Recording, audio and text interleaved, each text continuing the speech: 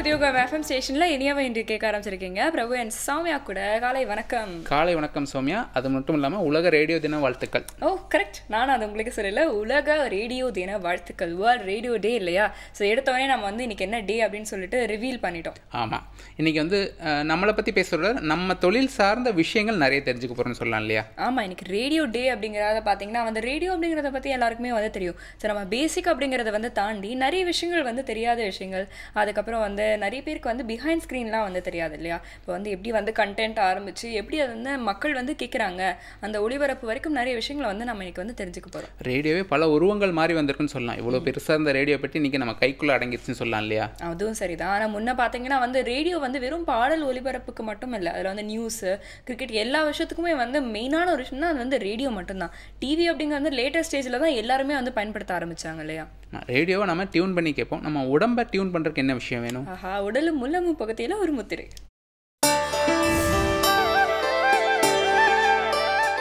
புதியுகம் நேயர்களுக்கு வணக்கம். முதிரையில் வரிசையில் இன்று நாம் பார்த்து கொண்டு இருப்பது உஷ்ண சீர் முதிரை என்ற ஒரு உன்னதமான முதிரை. உஷ்ணம் என்பது நமது உடம்புக்கு மிகவும் அவசியமான ஒன்று. ஏனென்றால் உடலில் சூடு இருந்தால்தான் நாம் உயிரோடு இருக்கிறோம் என்ற ஒரு துடிப்பு இருக்கும்.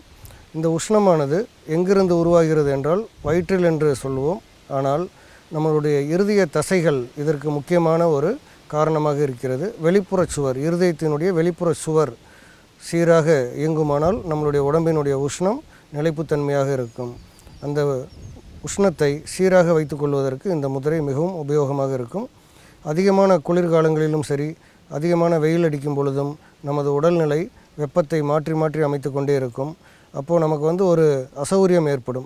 அந்த மாதிரி இருந்துச்சுன்னா உடனே இந்த முதிரை செஞ்சால் நமக்கு சுகமாகும்.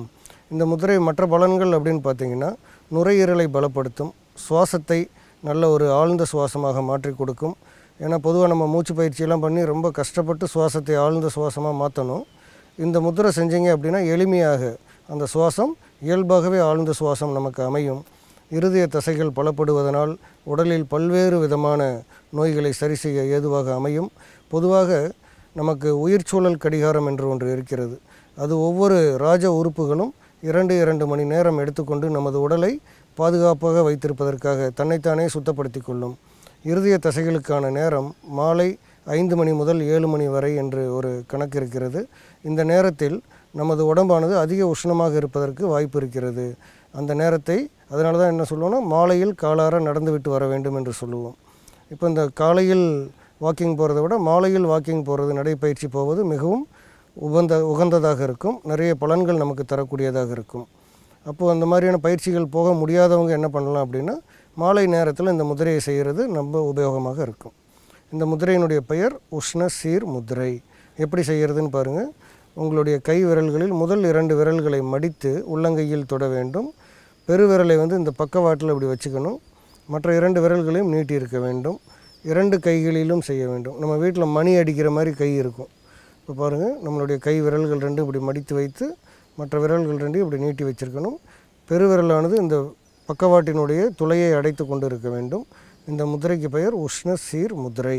ஆள்காட்டி விரலும் நடுவிரலும் மடித்து இப்படி உள்ளங்கையில் தொட்டுட்டு பெருவிரலை வந்து இந்த சைடில் இருக்கக்கூடிய பக்கவாட்டில் இப்படி தொடணும், மூடிக்கணும், ஓட்டை தெரியாமல். இந்த மாதிரி வைத்து மற்ற 2 விரல்களையும் நீட்டி வைத்திருக்க வேண்டும். 2 கைகளிலும் இந்த முதிரை செய்யணும். இந்த முதிரைக்கு பேர் உஷ்ண சீர் முதிரை. பாருங்கள், இப்படி மடித்து உள்ளங்கையில் வைத்து இப்படி வச்சுக்கணும். உஷ்ண சீர் முதிரை செய்யும் பொழுது நடந்து கொண்டு செய்யக்கூடாது.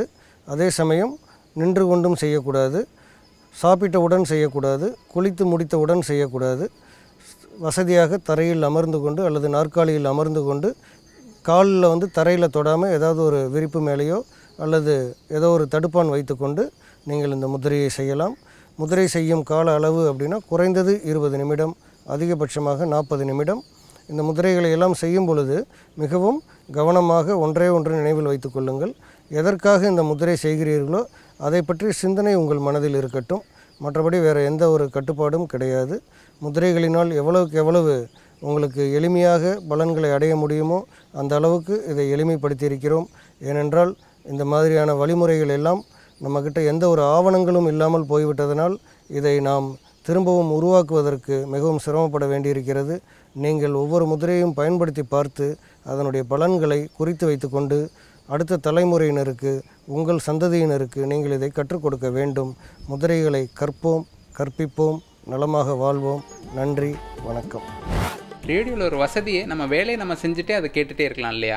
அதுவும் வந்து சரிதான். இன்னொரு விஷயம் வந்து நீங்கள் கவனிச்சிருக்கீங்களா, இப்போ நம்ம வந்து ஒரு பாட்டு வந்து கேட்குறதுக்கும் ஒரு பாட்டு பார்க்குறதுக்கும் நிறைய டிஃப்ரென்ஸ் வந்து இருக்கும். நம்ம வந்து ஒரு பாட்டை வந்து பார்க்குறோன்னு வச்சுக்கோங்களேன், அப்போ வந்து அவங்க வந்து என்ன காஸ்டியூம் போட்டிருக்காங்க, என்ன லொக்கேஷனு, அந்த மாதிரியான விஷயங்களை கான்சென்ட்ரேட் பண்ணும்போது அந்த இசை அப்படிங்கிறது வந்து நம்ம 2ஆம் பட்சம் தான் நம்மளுடைய கான்சன்ட்ரேஷனில் வந்து இருக்கும். பட் வந்து நம்ம கேட்கும்போது பார்த்தீங்கன்னா நம்மளுடைய முழு கான்சன்ட்ரேஷன் வந்து அதில் தான் இருக்கும். இன்ஃபேக்ட் வந்து நிறைய பேர் இந்த லிரிக்ஸ் நோட்டீஸ் பண்ணுறது கூட வந்து கேட்கும்போது தான் இல்லையா? அதே சமயத்தில் கேட்கும்போது நம்ம இமேஜினேஷன் இன்னும் வளரும். நாம வந்து கற்பனை பண்ணுவோம், இந்த சீன் எப்படி இருக்கும் அப்படிங்கிற ஒரு கற்பனையை நாம பண்ணி பார்ப்போம் இல்லையா? ஸோ அதில் நம்மளுக்கு ஒரு சுதந்திரம் இருக்குது அப்படின்னு நீங்கள் சொல்கிறீங்க இல்லையா? ஸோ இந்த மாதிரி நிறைய சுவாரஸ்யமான தகவல்கள்லாம் கூட வந்துக்கிட்டே இருக்கு. ஒரு சின்ன பிரேக் அப்புறம் பார்க்கலாமா? பார்த்துடலாம். புதுயுகம் எஃப்எம் ஸ்டேஷனில் இது இனியவை இன்று.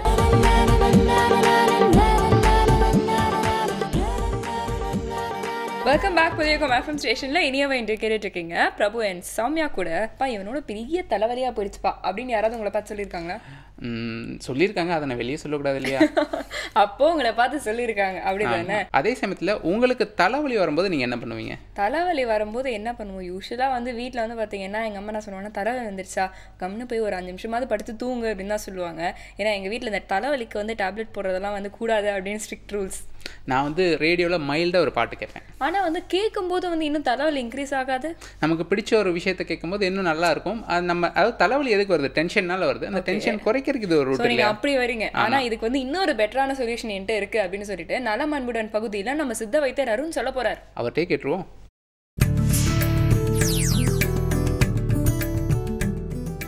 நலம் அன்புடன் பகுதியில் தலைவலியை பற்றி இன்றைக்கி பார்க்க போகிறோம். தலைவலிங்கிறது வந்து ஒரு குறியிடமாக இருந்தாலும் இந்த தலைவலிங்கிற குறியிடம் உருவாகிறதுக்கு பல்வேறு வகையான காரணங்கள் இருக்கலாம். பொதுவாக ஒரு ஆய்வறிக்கை சொல்லுது ஒரு 200 வகையான காரணங்களால தலைவலி வரலாம் அப்படிங்கிற மாதிரி ஒரு ஆய்வறிக்கை சொல்லுது. இந்த தலைவலி வர்றதுக்கு சாதாரணமாக நம்ம சித்தர்கள் குறிப்பிடக்கூடிய ஒரு விஷயம் வந்து உடலில் அதிகரிக்கக்கூடிய ஒரு சூட்டுனாலையும் அதிகரிக்கக்கூடிய அதாவது இயல்பு நிலை மாறிய வாதத்தினாலையும் இந்த தலைவலி வந்து ஏற்படும் அப்படிங்கிற மாதிரி சித்தர்கள் வந்து குறிப்பிட்றாங்க.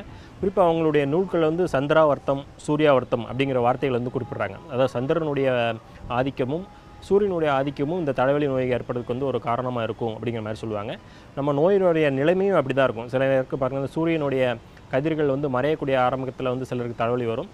சில நேரங்களில் சில பேருக்கு வந்து இரவுலேருந்து பகல் நேரத்துக்கு மாறக்கூடிய நேரத்தில் தலைவலி ஆரம்பிக்கும். அது நாள் ஃபுல்லாகவே இருக்கிற மாதிரி சொல்லுவாங்க. இது வந்து ஒரு காரணமாக சித்தர் இலக்கியங்களில் குறிப்பிடப்பட்டிருக்கு. இன்னும் நீர்க்கோவைன்னு சொல்லக்கூடிய சைனசைட்டிஸ்னு சொல்லக்கூடிய அது வந்து ஒரு காரணமாகவும் தலைவலி உருவாகிறதுக்கு ஒரு காரணமாக இருக்கும். முதல்ல அதிகப்படியான சூடு பல்வேறு வகையான காரணங்களால் உணவு பழக்க வழக்கங்களையோ இல்லை மன அழுத்தத்தினாலோ முதல்ல அதிகப்படியான சூடும் இந்த தலைவலி உருவாகிறதுக்கு ஒரு காரணமாக இருக்கும். இன்னும் வேலை சுமை, அதாவது நம்மளுடைய பணிச்சுமையும் முடிக்கப்படாத பல்வேறு காரணங்களாலும் நம்ம உடல் வந்து அசதி அடைகிறதுனாலையும் கடுமையான உடல் உழைப்பின் மூலமாகவும் இந்த தலைவலி வர்றதுக்கு வந்து காரணமாக இருக்கும். அதாவது பகல் முழுக்க நம்ம கடுமையான ஒரு வேலையிலே ஒரு கம்ப்யூட்டர் ஸ்கிரீனே பார்த்துட்டே இருந்துட்டு இல்லை வெயிலில் சுற்றிட்டே வர ரெப்ரசன்டேட்டிவ் வேலையாக இருக்கட்டும், இந்த மாதிரியான ஒரு காரணங்கள்லாம் உடல் சூடு அதிகமாகும் போதும் இந்த தலைவலி உருவாவதற்கு அது ஒரு காரணமாகவும் இருக்கும். இந்த தலைவலி உருவாகிறது வந்து பல்வேறு காரணங்களால் இருந்தாலும் அதற்குரிய ட்ரீட்மெண்ட் என்னென்ன காரணங்களால் வந்திருக்குன்னு தெரிஞ்சுக்கிட்டு அதற்கு தகுந்த மாதிரியான நம்ம மருத்துவ முறைகளை வீட்டில் ஏற்படுத்திக்கிட்டோன்னா அதிலிருந்து நம்ம முற்றிலுமாக வந்து வெளியே வர முடியும். பொதுவாக அந்த தலை வலிக்கிற இடத்தை பொறுத்தும் நம்மளுடைய மருத்துவங்களும் இருக்கும். இப்போ பொதுவாக நீர்க்கோவை சார்ந்த வலி, அதாவது சைனசைட்டிஸ் சார்ந்த வலியாக இருந்தால் முன் நெற்றியில் வலி இருக்கும், கண்ணப்பொறிகளில் வலி இருக்கும், மூக்கு தண்டில் வலி இருக்கும், கழுத்தில் வலி இருக்கும். இந்த மாதிரியான காரணங்களெல்லாம் வலி இருந்ததுன்னா நீர் கோர்த்து வலி இருக்குது அப்படிங்கிறத நம்ம புரிஞ்சுக்கலாம். பொதுவாக தலை குளிச்ச மறுநாள் இருக்கலாம், தலை குளிச்ச அன்றைக்கி இருக்கலாம், கீழே தலையை குனியும் போது ஒரு வெயிட்டாக இருக்கிற மாதிரி தலை பாரமாக இருக்கிற மாதிரி ஒரு சூழ்நிலை வரலாம். இது எல்லாமே சைனஸ்னால் வரக்கூடிய தலைவலியாக இருக்கும். இவங்க வந்து எண்ணெய் வச்சு குளிக்கும் போதோ இல்லை தலைக்கு குளிக்கும் போதோ இந்த மாதிரியான தலைக்கு நீர் வச்சு குளிக்கும் போதோ இந்த மாதிரியான தலைவலி வந்து ஏற்படலாம்.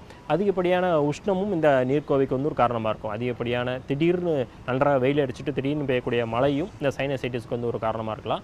அந்த மாதிரியான நீர்க்கோவையினால் வரக்கூடிய தலைவலிக்கு வந்து நம்ம வேது பிடிக்கிறது மூலமாக வந்து தீர்வு எடுக்கலாம். வேது பிடிக்கிறது வந்து ஆவி பிடிக்கிறது நம்ம சொல்லுவோம். நொச்சி இலையை வந்து நம்ம ஆவி பிடிக்கலாம். அப்படி இல்லைன்னா எலுமிச்சை இலை, எலுமிச்சை விதை, வேப்பிலை, மஞ்சள் தூள், மிளகுத்தூள் இதெல்லாம் போட்டு ஆவி பிடிக்க நம்ம வந்து பயன்படுத்திக்கலாம். இதன் மூலமாக வந்து அந்த தலைவலியிலிருந்து வெளிவர முடியும். மஞ்சட்கொம்பு புகைப்பிடிக்கலாம். மஞ்சட்கொம்பு வந்து மூக்கு துவாரங்கள் வந்து புகைப்பிடிக்கும் போது உடனடியாக தலைவலி வந்து சரியாகும். மஞ்சள் கொம்பை எரித்து அந்த புகையை நம்ம மூக்கு வழியை சுவாசிக்கும் போது தலைவலி வந்து உடனடியாக குணமாகும். இன்னும் வெளிப்புறமாக போடக்கூடிய பற்று மாத்திரை எல்லாமே நாட்டு மருந்து கடைகளில் கிடைக்கும். நீர்க்கோவை மாத்திரை அப்படின்னே பேர். இந்த நீர் கோர்த்து வரக்கூடிய தலைவலிக்கு நீர்க்கோவை மாத்திரைன்னு பேர். விலை மிகவும் குறைவான அந்த மாத்திரை தான். அதை சுடுதண்ணியில் நன்றாக உரசி நெற்றியில் 10 போட்டுக்கிட்டு நம்ம ஒரு 10 நிமிஷம் ரெஸ்ட் ரெஸ்ட் எடுத்தோனாலே அந்த தலைபாரம் வந்து முற்றிலுமாக நீங்கும். இந்த மாதிரியாக நம்ம வீட்டில் கிடைக்கக்கூடிய பொருட்கள்னு பார்த்தீங்கன்னா சுக்கை உரசி வந்து பத்து போடலாம். சுக்கை நன்றாக நீரில் நன்றாக உரசி மையாக அரைச்சி அதை நம்ம பத்து போட்டாலும் தலைவலியிலேருந்து நம்ம விடுபட முடியும். இது எல்லாமே நீர்க்கோவையை சார்ந்த தலைவலிக்கு. டென்ஷன் சார்ந்த தலைவலி, மைக்ரேன் சொல்லக்கூடிய வெயிலில் சுற்றிட்டு வரோம், இல்லை வேலை சுழமையினால் வரக்கூடிய தலைவலினா அதற்கு வேறு விதமான நம்ம வைத்தியம் எடுக்கணும். அந்த சூட்டை குறைக்கக்கூடிய நம்ம இப்போ ரெகுலராக நம்ம இருக்கக்கூடிய ஆயில் பாத்தை வந்து நம்ம அதுக்கு வந்து அறிவுறுத்துவோம். இது வந்து ரெகுலராகவே எனக்கு வருது, வாரத்தில் 2 நாளாவது வருது, அது சில நேரங்களில் வாந்தியில் கொண்டு போய் விடுது, வாந்தி எடுத்தால் தான் அந்த தலைவலி சரியாகுது அப்படிங்கிற மாதிரி ஒரு சூழ்நிலை இருக்கும். அந்த மாதிரி இருக்கலாம். உடலில் அதிகரிக்கப்படியான ஒரு சூடு தான் அந்த தலைவலிக்கு காரணம் நம்ம கண்டுபிடிச்சிக்கலாம். அப்போது அந்த ஆயில் பாத் ரெகுலர் பண்ணிட்டோம்னாலும் அந்த தலைவலி வரக்கூடிய அந்த குறிகுணங்களை வந்து நம்ம வந்து குறைக்க முடியும். அதிமதுரமும் நாட்டு மருந்து கடைகளில் கிடைக்கும், எல்லாருக்குமே தெரியும். அந்த அதிமதுரமும் வீட்டில் இருக்கக்கூடிய சோம்பையும் பவுடர் பண்ணிவிட்டு அந்த பொடியை 2 கிராம் அளவு சாப்பிடும்போது இந்த தலைவலி வந்து முற்றிலுமாக குணமாகும். அது இப்போ அதிமதுரம் வந்து ஒரு 100 கிராம் எடுக்கிறோன்னா சோம்பு வந்து ஒரு 25 கிராம் எடுக்கணும். ரெண்டையும் நன்றாக பவுடர் பண்ணி நல்லா சளிப்பு வச்சு நல்லா சளிச்சு ஃபைன் பவுடர் ஆக்கிக்கணும். அதை 2 கிராம் அளவு காலை மாலை தொடர்ந்து எடுத்துகிட்டு வந்தோன்னா இந்த நோய் எதிர்ப்பு சக்தியை உருவாக்கும், உடலுடைய அதிகரித்த சூட்டையும் அது வந்து குறைக்கும். அந்த மாதிரியான தலைவலிக்கு அதை நம்ம வந்து பயன்படுத்திக்கலாம். இன்னும் அதிகப்படியான ப்ரெஷர் அதிகமாக இருந்தாலும் தலைவலி வந்து வரலாம். அதாவது பிபி அதிகமாக இருக்குது, அதனால் வந்து தலைவலி இருக்குன்னா நம்ம ரத்த அழுத்தத்தை தன்னிலைப்படுத்தக்கூடிய சீரம் சார்ந்த மருந்துகளை எடுக்கும்போது அந்த தலைவலி வந்து நம்ம அதிலிருந்து விடுபடலாம். இது இல்லாமல் தலைக்குள்ள வேறு ஏதாவது பிரச்சனை இருக்குது, தலையில் இருக்கக்கூடிய மற்ற உறுப்புகளிலோ ரத்த ஓட்டத்திலேயோ இல்லை சிறு சிறு கட்டிகள் மூலமாக தலைவலி வருதுன்னா அதற்குரிய மருத்துவம் செஞ்சு அதை வந்து நம்ம வந்து வெளியேந்து கொடுக்கணும். இப்போ தலைவலி வர்றதுக்கு பல காரணங்கள் இருந்தாலும் எதன் மூலமாக எந்த காரணத்தினால நம்ம தலைவலி வருதுங்கிறத தெரிஞ்சு அதற்குரிய பரிகாரம் நம்ம செஞ்சுக்கிட்டோம்னா அந்த தலைவலி வந்து முற்றிலுமாக வெளிவர முடியும். தலைவலி அடிக்கடி வர்ற ஒரு விஷயம், அதுக்கு ஒரு சிம்பிளான சொல்யூஷன் கொடுத்தார் இல்லையா? ஆமாம். இப்போ அடுத்து வந்து பார்த்திங்கன்னா வந்து நம்ம ஒரு சொல்யூஷன் அப்படின்னு தான் வந்து பார்க்க போகிறோம். இந்த கோல்டு காஃப் இந்த பிரச்சனைலாம் வந்து எல்லாருக்கும் வந்து வாரத்தில் ஒரு தடவை வந்து அட்டெண்டன்ஸ் போயிடும். நம்ம வந்து வரலன்னா நம்மளே யோசிப்போம், என்ன இந்த வாரம் நம்மளுக்கு இது மாதிரி எதுவுமே வரலை அப்படின்னு சொல்லி ஃப்ரீக்வெண்ட்டான ஒரு விஷயம் தான் இல்லையா? ஸோ அதுக்கு வந்து பார்த்திங்கன்னா நம்ம என்ன தான் மருந்து சாப்பிட்டாலும் வந்து நம்ம சூப்பர் ஸ்டார் ரஜினிகாந்த் சொன்ன மாதிரி வந்து மருந்து சாப்பிட்டா 7 நாளில் போயிடும், சாப்பிடலன்னா வந்து 1 வாரத்தில் போயிடும் அப்படிங்கிற மாதிரி கேஸ் தான் அது. இப்போது நீங்கள் சொல்கிறது பார்த்தீங்கன்னா வீட்டிலேருந்தே ஏதோ ஒரு ஐட்டத்தை எடுத்து ஒரு மருந்து மாதிரியான விஷயத்தை சொல்ல போகிறீங்களோ? கரெக்ட்பா. என்னன்னு பார்த்தீங்கன்னா அடுத்து வந்து பசுமை உணவுகள் பகுதியில் புதுச்சேரி சரவணன் அவர்கள் வந்து இஞ்சி பச்சடி செய்ய போகிறார். ஸோ இஞ்சி வந்து பார்த்தீங்கன்னா இந்த கோல்டு காஃபுக்குலாம் ஒரு நல்ல ரெமெடி இல்லையா? நிச்சயமாக அது டைஜஷனுக்கும் ரொம்ப ஹெல்ப்ஃபுல்லாக இருக்கும். ஓகே, ஸோ அதை எப்படி செய்யறாருன்றதை பார்க்கலாம்.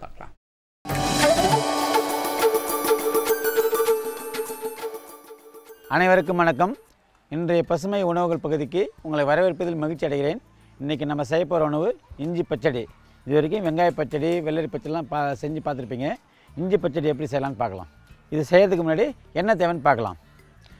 பொடியாக நறுக்கிய இஞ்சி, தயிர், பூண்டு, தேங்காய் துருவல், மிளகு சீரக பொடி, உப்பு தேவையான அளவு. முதல்ல தேவையான அளவு இஞ்சி போட்டுக்கிறோம்.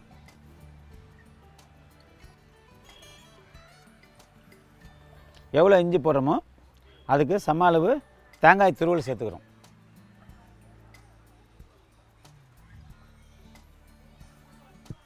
நாலு பல்லு பூண்டு சேர்த்துக்கிறோம்.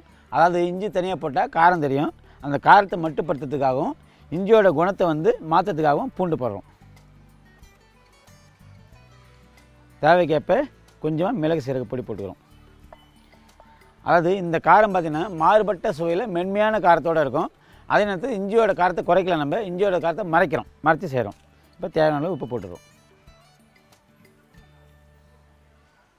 இதுக்கு தண்ணி ஊற்ற தேவையில்லை, அதனால் தயிர் ஊற்றிக்கிறோம். கொஞ்சமாக தயிர் போட்டுக்கிறோம். அப்புறம் தயிரில் கலந்துக்கலாம். மிக்சியில் முதல் வேகத்தில் மிதமான வேகத்தில் அரைக்கிறோம்.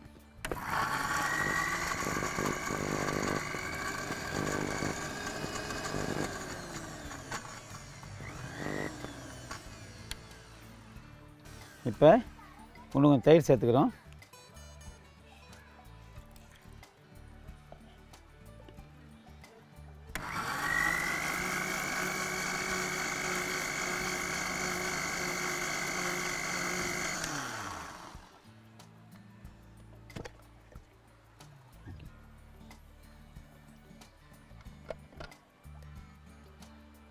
இப்போ சுவையான இஞ்சி பச்சடி தயாராக இருக்குது.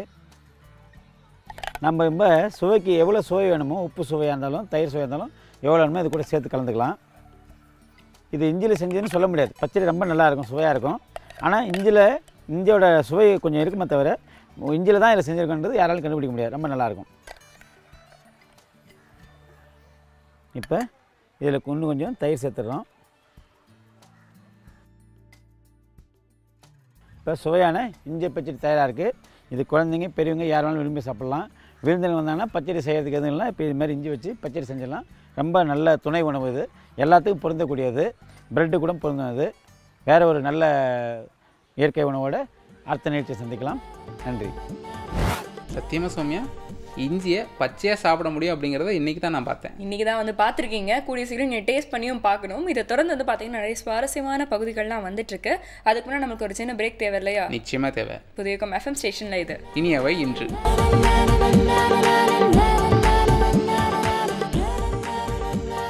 Welcome back. புதியகம் FM ஸ்டேஷனில் இனியவை இன்று கேட்டுருக்கீங்க. பிரபு அண்ட் சௌமியா கூட நெப்போலியன் போனாபார்ட் பற்றி நீங்கள் கேள்விப்பட்டிருப்பீங்கன்னு நினைக்கிறேன். ஹிஸ்ட்ரி புக்கில் நம்மளால் தவிர்க்கவே முடியாது அந்த கேரக்டர் இல்லையா? ஹிஸ்ட்ரின்னு சொன்னாலே கொஞ்சம் பயம் வரும். நிறைய இயர்லாம் ஞாபகத்தில் வச்சுக்கோம். அதனாலே எனக்கு ஹிஸ்ட்ரினா கொஞ்சம் பயம். பட் இவரை பற்றி வந்து நிறைய சுவாரஸ்யமான விஷயங்கள்லாம் வந்து இருக்குது தெரியுமா பிரபு? வந்து பார்த்தீங்கன்னா நம்ம ஹிஸ்ட்ரி புக் அப்படியே கொஞ்சம் ஓரம் வச்சுட்டு நீங்கள் இவரை பற்றி புக்ஸ் அது மாதிரிலாம் வந்து படிச்சிங்கன்னா வந்து இவ்வளோ விஷயங்கள் வந்து ஒரு மனுஷனால் பண்ண முடியுமா அப்படின்னு கூட வந்து உங்களால் வந்து யோசிக்க முடியாத விஷயங்களை வந்து அவர் பண்ணியிருக்காரு. அதாவது நான் வந்து அவருடைய போர் முறைகள் ஏதோ ஒரு சிறப்பு இருக்குது அப்படிங்கிற மாதிரி கேள்விப்பட்டிருக்கேன். ஆமாம், அவர் வந்து பார்த்தீங்கன்னா வந்து சின்ன வயசுலேருந்தே வந்து அவருக்கு அந்த போர், அந்த மிலிட்ரி, இந்த மாதிரியான விஷயங்களில் வந்து நிறைய ஈடுபாடு வந்து இருந்திருக்கு. இன்ஃபேக்ட் அவர் வந்து ஒரு அரசராக ஆகிறதுக்கு முன்னாடி அவர் நிறைய இந்த மிலிட்ரி டெக்னிக்ஸ் பற்றிலாம் வந்து படித்து அதில் சில டெக்னாலஜிஸ் எல்லாம் வந்து அப்ளை பண்ணி வந்து நிறைய எக்ஸ்பெரிமெண்ட்ஸ் பண்ணி பார்த்துருக்காரு. அந்த காலத்திலே இன்வென்ட் பண்ணுறதுக்கான ஒரு ஆர்வம் அவர்கிட்ட இருந்திருக்கு இல்லையா? ஆமாம். ஸோ அந்த வகையில் பார்த்தீங்கன்னா இன்னைக்கு நம்மளுடைய இறைன்பு சார் கூட அவர் வந்து போர் முறையில் பயன்படுத்தின ஏதோ ஒரு விஷயம் பற்றி தான் வந்து பேச போகிறாராம். அது என்னன்னு கேட்டுருவோமா? பார்க்கலாம்.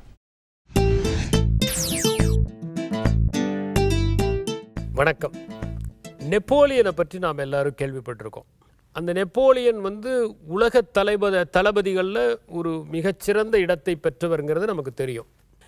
நெப்போலியன் வந்து ஒரு காலகட்டத்தில் பார்த்தீங்கன்னா ஐரோப்பிய நாடுகள் முழுவதும் வந்து அதிர்வலைகளை எழுப்பியவர். அந்த பேரை கேட்டாலே மற்ற நாடுகள் நடுங்குகிற அளவிற்கு வீரத்தோடு இருந்தவர். இந்த நெப்போலியன் ஏன் ஒரு மிகப்பெரிய ஜெனரலாக ஆக முடிஞ்சது? ஒன்று வந்து அவருடைய துணிவு. என்னால் முடியாது அப்படின்னு எதையும் சொல்ல மாட்டார். இதெல்லாம் நமக்கு தெரியும். ஆல்ப்ஸ் மலையை யாருமே கடக்க முடியாது அப்படின்னு அவங்க படை வீரர்கள் நினச்சிக்கிட்டு இருந்தபோது ஒரு கோவேறு கழுதை மேலே ஏறி நாம் ஆல்ப்ஸை கடப்போம் அப்படின்னு சொல்லி வந்தவர் அவர். அவ்வளோ பெரிய ஒரு சாதனையாளர் நெப்போலியன். இந்த நெப்போலியனுடைய அந்த வியூகம் இருக்குது பாருங்கள், படை வியூகம், அதுதான் அவருக்கு வெற்றியை பெற்று தந்தது. நம்மக்கிட்ட எவ்வளவு படை இருக்குதுங்கிறது முக்கியம் இல்லை. சில பேர் 10 பேனா வச்சுருப்பான், 10 எழுதாது. சில பேர் ஒரு பேனா வச்சுருப்பான், அழகாக எழுதும். சில பேர் பார்த்தீங்கன்னா 10,000 ரூபாய்க்கு ஒரு பேனா வச்சுருப்பான், 10 ரூபாய்க்கு ஒரு பேனா வாங்கி அதில் பார்த்தீங்கன்னா சிறந்த சிறுகதைகள், சிறந்த காவியங்களை சில பேர் எழுதுவாங்க. நான் சிவில் சர்வீஸ் எழுதும்போது அப்போ பார்த்தீங்கன்னா அந்த சிகரெட் மாதிரி ஒரு பேனா வந்துடும், பால் பாயிண்ட் பேனா, ₹1. அதுதான் ஒரு 4 வச்சுருந்தேன் நான். அதில் தான் எழுதினேன் நான். அப்போல்லாம் இந்த மைக்ரோ டிப்லாம் கிடையாது. இன்னொன்று பால் பாயிண்ட் பேனால் எழுதுனா அந்த பேப்பர் வந்து இங்கு உறிஞ்சாதுங்கிறதுனால அதில் எழுதுறது. எந்த பேனா முக்கியம் இல்லை, அதை எப்படி யூஸ் பண்ண போகிறோங்கிறது தானே முக்கியம். அது மாதிரி நிறைய படம் வச்சுருப்பாங்க, ஆனால் ஃப்ளாப் ஆவான், தோற்று போவான். ஆயிரக்கணக்கான சிப்பாய்கள், நூற்றுக்கணக்கான குதிரைகள், இதெல்லாம் இருக்கும். படைக்களத்தில் பார்த்தீங்கன்னா தோற்று போயிடுவான். சின்ன படையாக இருக்கும், ஆனால் ஜெயிப்பான். அதுக்கு என்ன காரணம்? வியூகம். நெப்போலியன் எந்த மாதிரி வியூகத்தை வகுத்தாரு அப்படிங்கிறது தான் அவருடைய வெற்றிக்கு காரணம். பொதுவாகவே 2 விதமான வியூகங்கள் இருந்தது. ஒன்று வந்து பார்த்தீங்கன்னா ரோமன் ஃபேலங்ஸ், இன்னொன்று பார்த்தீங்கன்னா கிரீக் ஃபேலங்ஸ். இந்த ரோமனை தான் உலகம் ஃபுல்லாக ஐரோப்பியர்கள் முழுக்க பயன்படுத்தினாங்க. இப்போ ரோமன் ஃபேலங்ஸ்னால் என்ன அப்படின்னா சிம்பிளான விஷயம். குதிரைகள்லாம் ஒன்றா இருக்கும், குதிரை வீரர்கள் ஒன்றா இருப்பாங்க, பீரங்கி வீரர்கள் ஒன்றா இருப்பாங்க, காலாட்படை வீரர்கள் ஒன்றா இருப்பாங்க, வில் மூலம் அம்பு எய்கிறவங்களாம் ஒன்றா இருப்பாங்க. இப்படி தனித்தனியாக யூனிட் இருக்கும். இதுதான் வந்து ரோமன் ஃபேலங்ஸ் சிஸ்டம். இப்போ இந்த ரோமன் ஃபேலங்ஸ் சிஸ்டத்துக்கு எதிரானது வந்து Greek phalanx system. Greek phalanx சிஸ்டத்தில் எப்படின்னா ஒரு யூனிட்னா அதில் கொஞ்சம் பேர் குதிரை வீரர்கள் இருப்பாங்க, கொஞ்சம் பேர் ஆர்ட்டிலரி இருப்பாங்க, கொஞ்சம் இன்ஃபேண்ட்ரி இருக்கும், கொஞ்சம் ஸ்வாட்மென் இருப்பாங்க, கொஞ்சம் பேர் ஆர்ச்சர்ஸ் இருப்பாங்க. இப்படி இருக்கும். இவங்க எல்லாரும் கலந்து ஒரு யூனிட்டை ஃபார்ம் பண்ண தான் நெப்போலியன் பண்ண ஒரு விஷயம். சரி, இதனால் எப்படி ஜெயிக்க முடிஞ்சது? இப்போ நாம் பார்க்குறோம், ஒரு ரோமன் ஃபேலங்ஸ் சிஸ்டம் படி குதிரை வீரர்கள்லாம் குதிரையில் வந்துக்கிட்டு இருக்காங்க. திடீர்னு அவங்கள சுற்றி ஆர்ட்டிலரி மென் சேர்ந்துட்டு துப்பாக்கியால் சுட ஆரம்பித்தாங்கன்னா என்ன ஆகும்? பீரங்கியால் சுட ஆரம்பித்தாங்கன்னா அந்த குதிரைங்கள்லாம் மிரண்டு ஓடி கலவரம் ஆகி அவங்க சோல்ஜர்ஸையை மிதித்து குழப்பம் ஏற்படும். சரி, இன்ஃபேண்ட்ரி, நம்ம இன்ஃபேண்ட்ரி வந்து எதிர்த்தாப்படி இருக்கிற கேவல்ரி கிட்ட மாட்டிக்கிச்சுன்னு வச்சுக்கோங்க, அவங்க துவம்சம் பண்ணி எடுத்துருவாங்க, குதிரைகளே மிதித்து கொண்டுரும். ஆக ரோமன் ஃபேலங்ஸ் சிஸ்டத்தில் வந்து அந்த சான்ஸு தான் யார் ஜெயிக்கிறாங்கங்கிறத டிசைட் பண்ணுது. ஆனால் க்ரீக் ஃபேலங்ஸ் சிஸ்டத்தில் எப்படின்னா, ஒரு யூனிட்டு கேவல்ரியை சந்தித்தாலும் சரி, ஆர்ட்டிலரியை சந்தித்தாலும் சரி, இவங்ககிட்ட இருக்கிற அந்த வெரைட்டிஸ் மூலம் அவங்கள ஜெயிக்கலாம். இதை முதல் முறையாக நடைமுறைப்படுத்தியவன் தான் நெப்போலியன். சரி, அந்த வியூகத்துக்கும் இன்றைக்கி எங்கள் வாழ்க்கைக்கும் என்ன சார் சம்பந்தம் அப்படின்னு கேட்கலாம். நீங்கள் நிறைய ஆஃபீஸ் போங்க, அந்த ஆஃபீஸில் என்ன இருக்குன்னா, தனித்தனியாக கேன்டீன் இருக்கும், அல்லது தனித்தனியாக சாப்பிட்ற இடம் இருக்கும். ஃபைனான்ஸ் டிபார்ட்மெண்ட்டை சேர்ந்தவங்களாம் ஒரு இடத்துல உட்காந்து சாப்பிடுவாங்க, மார்க்கெட்டிங்கை சேர்ந்தவங்களாம் ஒரு இடத்துல உட்காந்து சாப்பிடுவாங்க, ஹெச்ஆரை சேர்ந்தவங்களாம் ஒரு இடத்துல உட்காந்து சாப்பிடுவாங்க, ஆடிட்டிங் டிபார்ட்மெண்ட்டை சேர்ந்தவங்களாம் ஒரு இடத்துல உட்காந்து சாப்பிடுவாங்க, சேல்ஸ்மென்லாம் ஒரு இடத்துல உட்காந்து சாப்பிடுவாங்க, அட்வர்டைசிங் செக்ஷன் ஒரு இடத்துல உட்காந்து சாப்பிடும், ப்ரொடக்ஷன் பீப்புள் ஒரு இடத்துல உட்காந்து சாப்பிடுவாங்க. இவங்க எல்லாம் எப்படி இருக்காங்கன்னா, ரோமன் ஃபேலங்ஸ் மாதிரி தனித்தனியாக இருக்கிறாங்க. மார்க்கெட்டிங்கில் இருக்கிற ஆளுக்கு ப்ரொடக்ஷனுடைய ப்ராப்ளம் புரியாது, ப்ரொடக்ஷனில் இருக்கிற ஆளுக்கு எதை மக்கள் விரும்புகிறாங்கன்னு மார்க்கெட்டிங் செக்ஷன்லேருந்து வரக்கூடிய ஃபீட்பேக் கிடைக்காது. ஃபினான்ஸில் இருக்கிறவங்க பணத்தை சேவ் பண்ணணுன்னு பார்ப்பாங்களே ஒழிய, உண்மையிலேயே நம்ம வந்து ஃபீல்டில் கிளிக் ஆகணுன்னா எந்த கன்செஷனை கொடுத்தா கிளிக் ஆகுங்கிறது தெரியாது. இப்போ எல்லாம் ஆளாளுக்கு தனியாக சாப்பிட்டு அவங்கவுங்க பேசிக்கிட்டு அவங்கவுங்க ஜாலியாக இருந்துக்கிட்டு கடைசியில் விட்டுருவாங்க. இதுதான் மோஸ்ட் ஆஃப் த பிளேசஸில் நடக்கக்கூடியது. ஆனால் ஜப்பானில் என்னன்னாக்க, இந்த மாதிரி ஒரு ஹரிசான்டல் இன்ட்ராக்ஷன் இல்லாமல் ஒரு வெர்டிக்கல் இன்ட்ராக்ஷன் இருக்குது. வெர்டிக்கல் இன்ட்ராக்ஷன்னா என்னன்னாக்க, இப்போ ஒரு யூனிட்டில் இருக்காங்கன்னு வச்சுக்கோங்க, அந்த யூனிட்னுடைய ஜென்ரல் மேனேஜர் அவர் அந்த யூனிட்டில் இருக்கக்கூடிய கடைசி நிலை ஒர்க்கருக்கு ரொம்ப க்ளோஸாக இருப்பார். ஜென்ரல் மேனேஜருங்கெல்லாம் ஒன்றா உட்காந்து சாப்பிடுவாங்க. நம்ம ஊரில் ஜென்ரல் மேனேஜருங்களுக்கு தனி டைனிங் ஹால் இருக்கும், அப்படி கிடையாது. அந்த ஜென்ரல் மேனேஜரும் அந்த ஒர்க்கரும் ஒரே இடத்துல உட்காந்து சாப்பிடுவாங்க. அப்போ ஒர்க்கருடைய ப்ராப்ளம் அவங்களுக்கு தெரியும். இப்போ ஃபினான்ஸ் மேனும் மார்க்கெட்டிங் மேனும் ஒன்றா உட்காந்து சாப்பிட்டா என்ன ஆகும்? அவங்க வந்து தங்களுக்குள்ளே இருக்கிற பிரச்சனையை பகிர்ந்துக்குவாங்க. ஓ, இப்படி ஒரு ப்ராப்ளம் உண்மையாக இருக்கா, சரிப்பா அந்த பில் வரும்போது நான் பார்த்துக்கிறேன் அப்படின்னு அவர் சொல்லுவார். இது வந்து வெறும் மேனுஃபேக்சரிங் யூனிட்டுக்கு மட்டும் நினைக்காதீங்க, இது எல்லா இடத்துலையும் இருக்குது. ஒரு காலேஜில் போனீங்கன்னா கெமிஸ்ட்ரி ப்ரொஃபஸர்ஸுங்களுக்கெல்லாம் தனி ஸ்டாஃப் ரூம் இருக்கும், அவங்க தனியாக சாப்பிடுவாங்க. ஃபிசிக்ஸில் என்ன நடக்குதுன்னே உங்களுக்கு தெரியாது. இப்போ நான் கேட்குறேன், ஃபிசிக்ஸ் லெக்சரர்ஸ் எல்லாம் ஹிஸ்ட்ரி கொஞ்சம் தெரிஞ்சுக்க வேணாமா? இப்போ ஹிஸ்ட்ரி ப்ரொஃபஸருங்கெல்லாம் கொஞ்சம் லிட்ரேச்சர் தெரிஞ்சுக்க வேணாமா? லிட்ரேச்சரில் இருக்கவங்களாம் கொஞ்சம் காட்ஸ் பார்ட்டிகள்னால் என்னன்னு தெரிஞ்சுக்க வேணாமா? சரி, கெமிஸ்ட்ரியில் இருக்கவங்களாம் கொஞ்சம் பயாலஜி பற்றி தெரிஞ்சுக்க வேணாமா? தேனியை பற்றி தெரிஞ்சுக்க வேணாமா? சரி, மேத்தமேட்டிக்ஸில் இருக்கிறவங்க ஏன் தேனீக்கள் வந்து ஹெக்ஸகோனல் ஷேப்பில் தான் வந்து கூடு கட்டுது, சர்க்கிளாக கட்டலாமில்ல? காரணம் என்னென்னா, ஒரு அவுன்ஸ் வேக்ஸை ப்ரொடியூஸ் பண்ணுறதுக்கு தேனீக்கள் 10 அவுன்ஸ் தேனை சாப்பிட்ணும். தேன் காஸ்ட்லி இல்லை, தேனியை பொறுத்த வரைக்கும் வேக்ஸ் தான் காஸ்ட்லி. ஏன்னா தேனை வந்து அது மகரந்தத்திலேருந்து கொண்டு வந்து சேர்த்துடலாம், ஆனால் வேக்ஸை அதுவாக உடம்புல உற்பத்தி பண்ணணும். அப்போ என்ன ஆகுது? அது வந்து அந்த வேக்ஸை எவ்வளவு சிக்கனமாக பயன்படுத்த முடியுமோ அவ்வளவு சிக்கனமாக பயன்படுத்த நினைக்குது. அப்போ என்ன பண்ணுச்சு? சர்க்கிளாக கட்டாலாம் அதிகமாக ஸ்டோர் பண்ண முடியாது. அதனால தான் அது ஹெக்ஸகோனல் ஷேப்புக்கு, ஹெக்ஸகோனலில் தான் மேக்ஸிமம் ஏரியா. அதே மாதிரி பல்வேறு விஷயங்களை நம்ம பகிர்ந்துக்கிட்டால் நம்முடைய ஒட்டுமொத்த உற்பத்தி, ஒட்டுமொத்த திறன் அதிகரிக்கும். எனவே நாம் கிரேக்க வியூகத்தைப் போல நம் அலுவலகத்தை வகுத்தால் நம் அறிவு மேம்படும், நம் அறிவு பயன்படும். வாழ்க்கையோடு தொடர்பு படுத்தி நாம் அனைவரும் நம்மை மேம்படுத்தி கொள்ளலாம். இதைத்தான் வரலாறு நமக்கு வாசித்து காட்டுகிறது. அதாவது ஒரு 4 முறையிலேருந்து ஆஃபீஸ் செட்டப்க்கு ஒரு லிங்க் பண்ணியிருக்காரு பார்த்தீங்களா சௌமியா? ரொம்ப இன்ட்ரெஸ்டிங்காக சொல்லியிருக்காரு. இன்ஃபேக்ட் அவர் சொல்கிறதுல கூட ஒரு நியாயம் இருக்குது அப்படின்னு தான் வந்து எனக்கு படுது. ஏன்னா பார்த்தீங்கன்னா வந்து ஒரு டிபார்ட்மெண்ட்டுக்கும் இன்னொரு டிபார்ட்மெண்ட்டுக்கும் ஒரு கனெக்ஷனே வந்து இருக்காது. ஸோ வந்து பார்த்தீங்கன்னா இவங்க என்ன பிரச்சனை ஃபேஸ் பண்ணுறாங்கன்னு இவங்களுக்கு தெரியாது, இவங்க என்ன விஷயங்கள் செய்கிறாங்கன்னு சொல்லிட்டு இவங்களுக்கு தெரியாது இல்லையா? ஒன்றும் இல்லை, இப்போ நம்ம செட்டப்லேயே பார்த்தீங்கன்னா நம்ம என்ன நிகழ்ச்சி பண்ணுறோமோ அது மார்க்கெட்டிங் டிபார்ட்மெண்ட்டுக்கு தெரியிறப்போ அவங்க இன்னும் அந்த ப்ராடக்ட்டை விற்கிறதுக்கு ஹெல்ப்ஃபுல்லாக இருக்கும் இல்லையா? ஆமாம். ஸோ நிறைய விஷயங்கள் வந்து அவருக்கு நம்மளுக்கு புரியுற மாதிரி ஒரு ப்ராக்டிக்கல் அப்ரோச்சோட சொல்லியிருக்காரு. இதை தொடர்ந்து பார்த்தீங்கன்னா இன்னைக்கு வந்து ரேடியோ டே, நம்ம கெஸ்ட் வேற வந்திருக்காரு. ரேடியோ பற்றி நம்ம ரேடியோவில் நிறைய விஷயங்கள் வந்து சொல்ல போகிறோம். அதை டெலிவிஷன் மூலமா நேர்களும் வந்து பார்க்க போகிறாங்க. அதாவது நம்மளை பற்றி நமக்கே தெரியாத விஷயங்கள் நம்ம தெரிஞ்சுக்க போகிறோம்னு சொல்லலாம். ஆமாம், ஸோ அதுக்கு ஒரு சின்ன பிரேக் தேவை இல்லையா? புதிய எஃப்எம் ஸ்டேஷனில் இது இனியவை இன்று.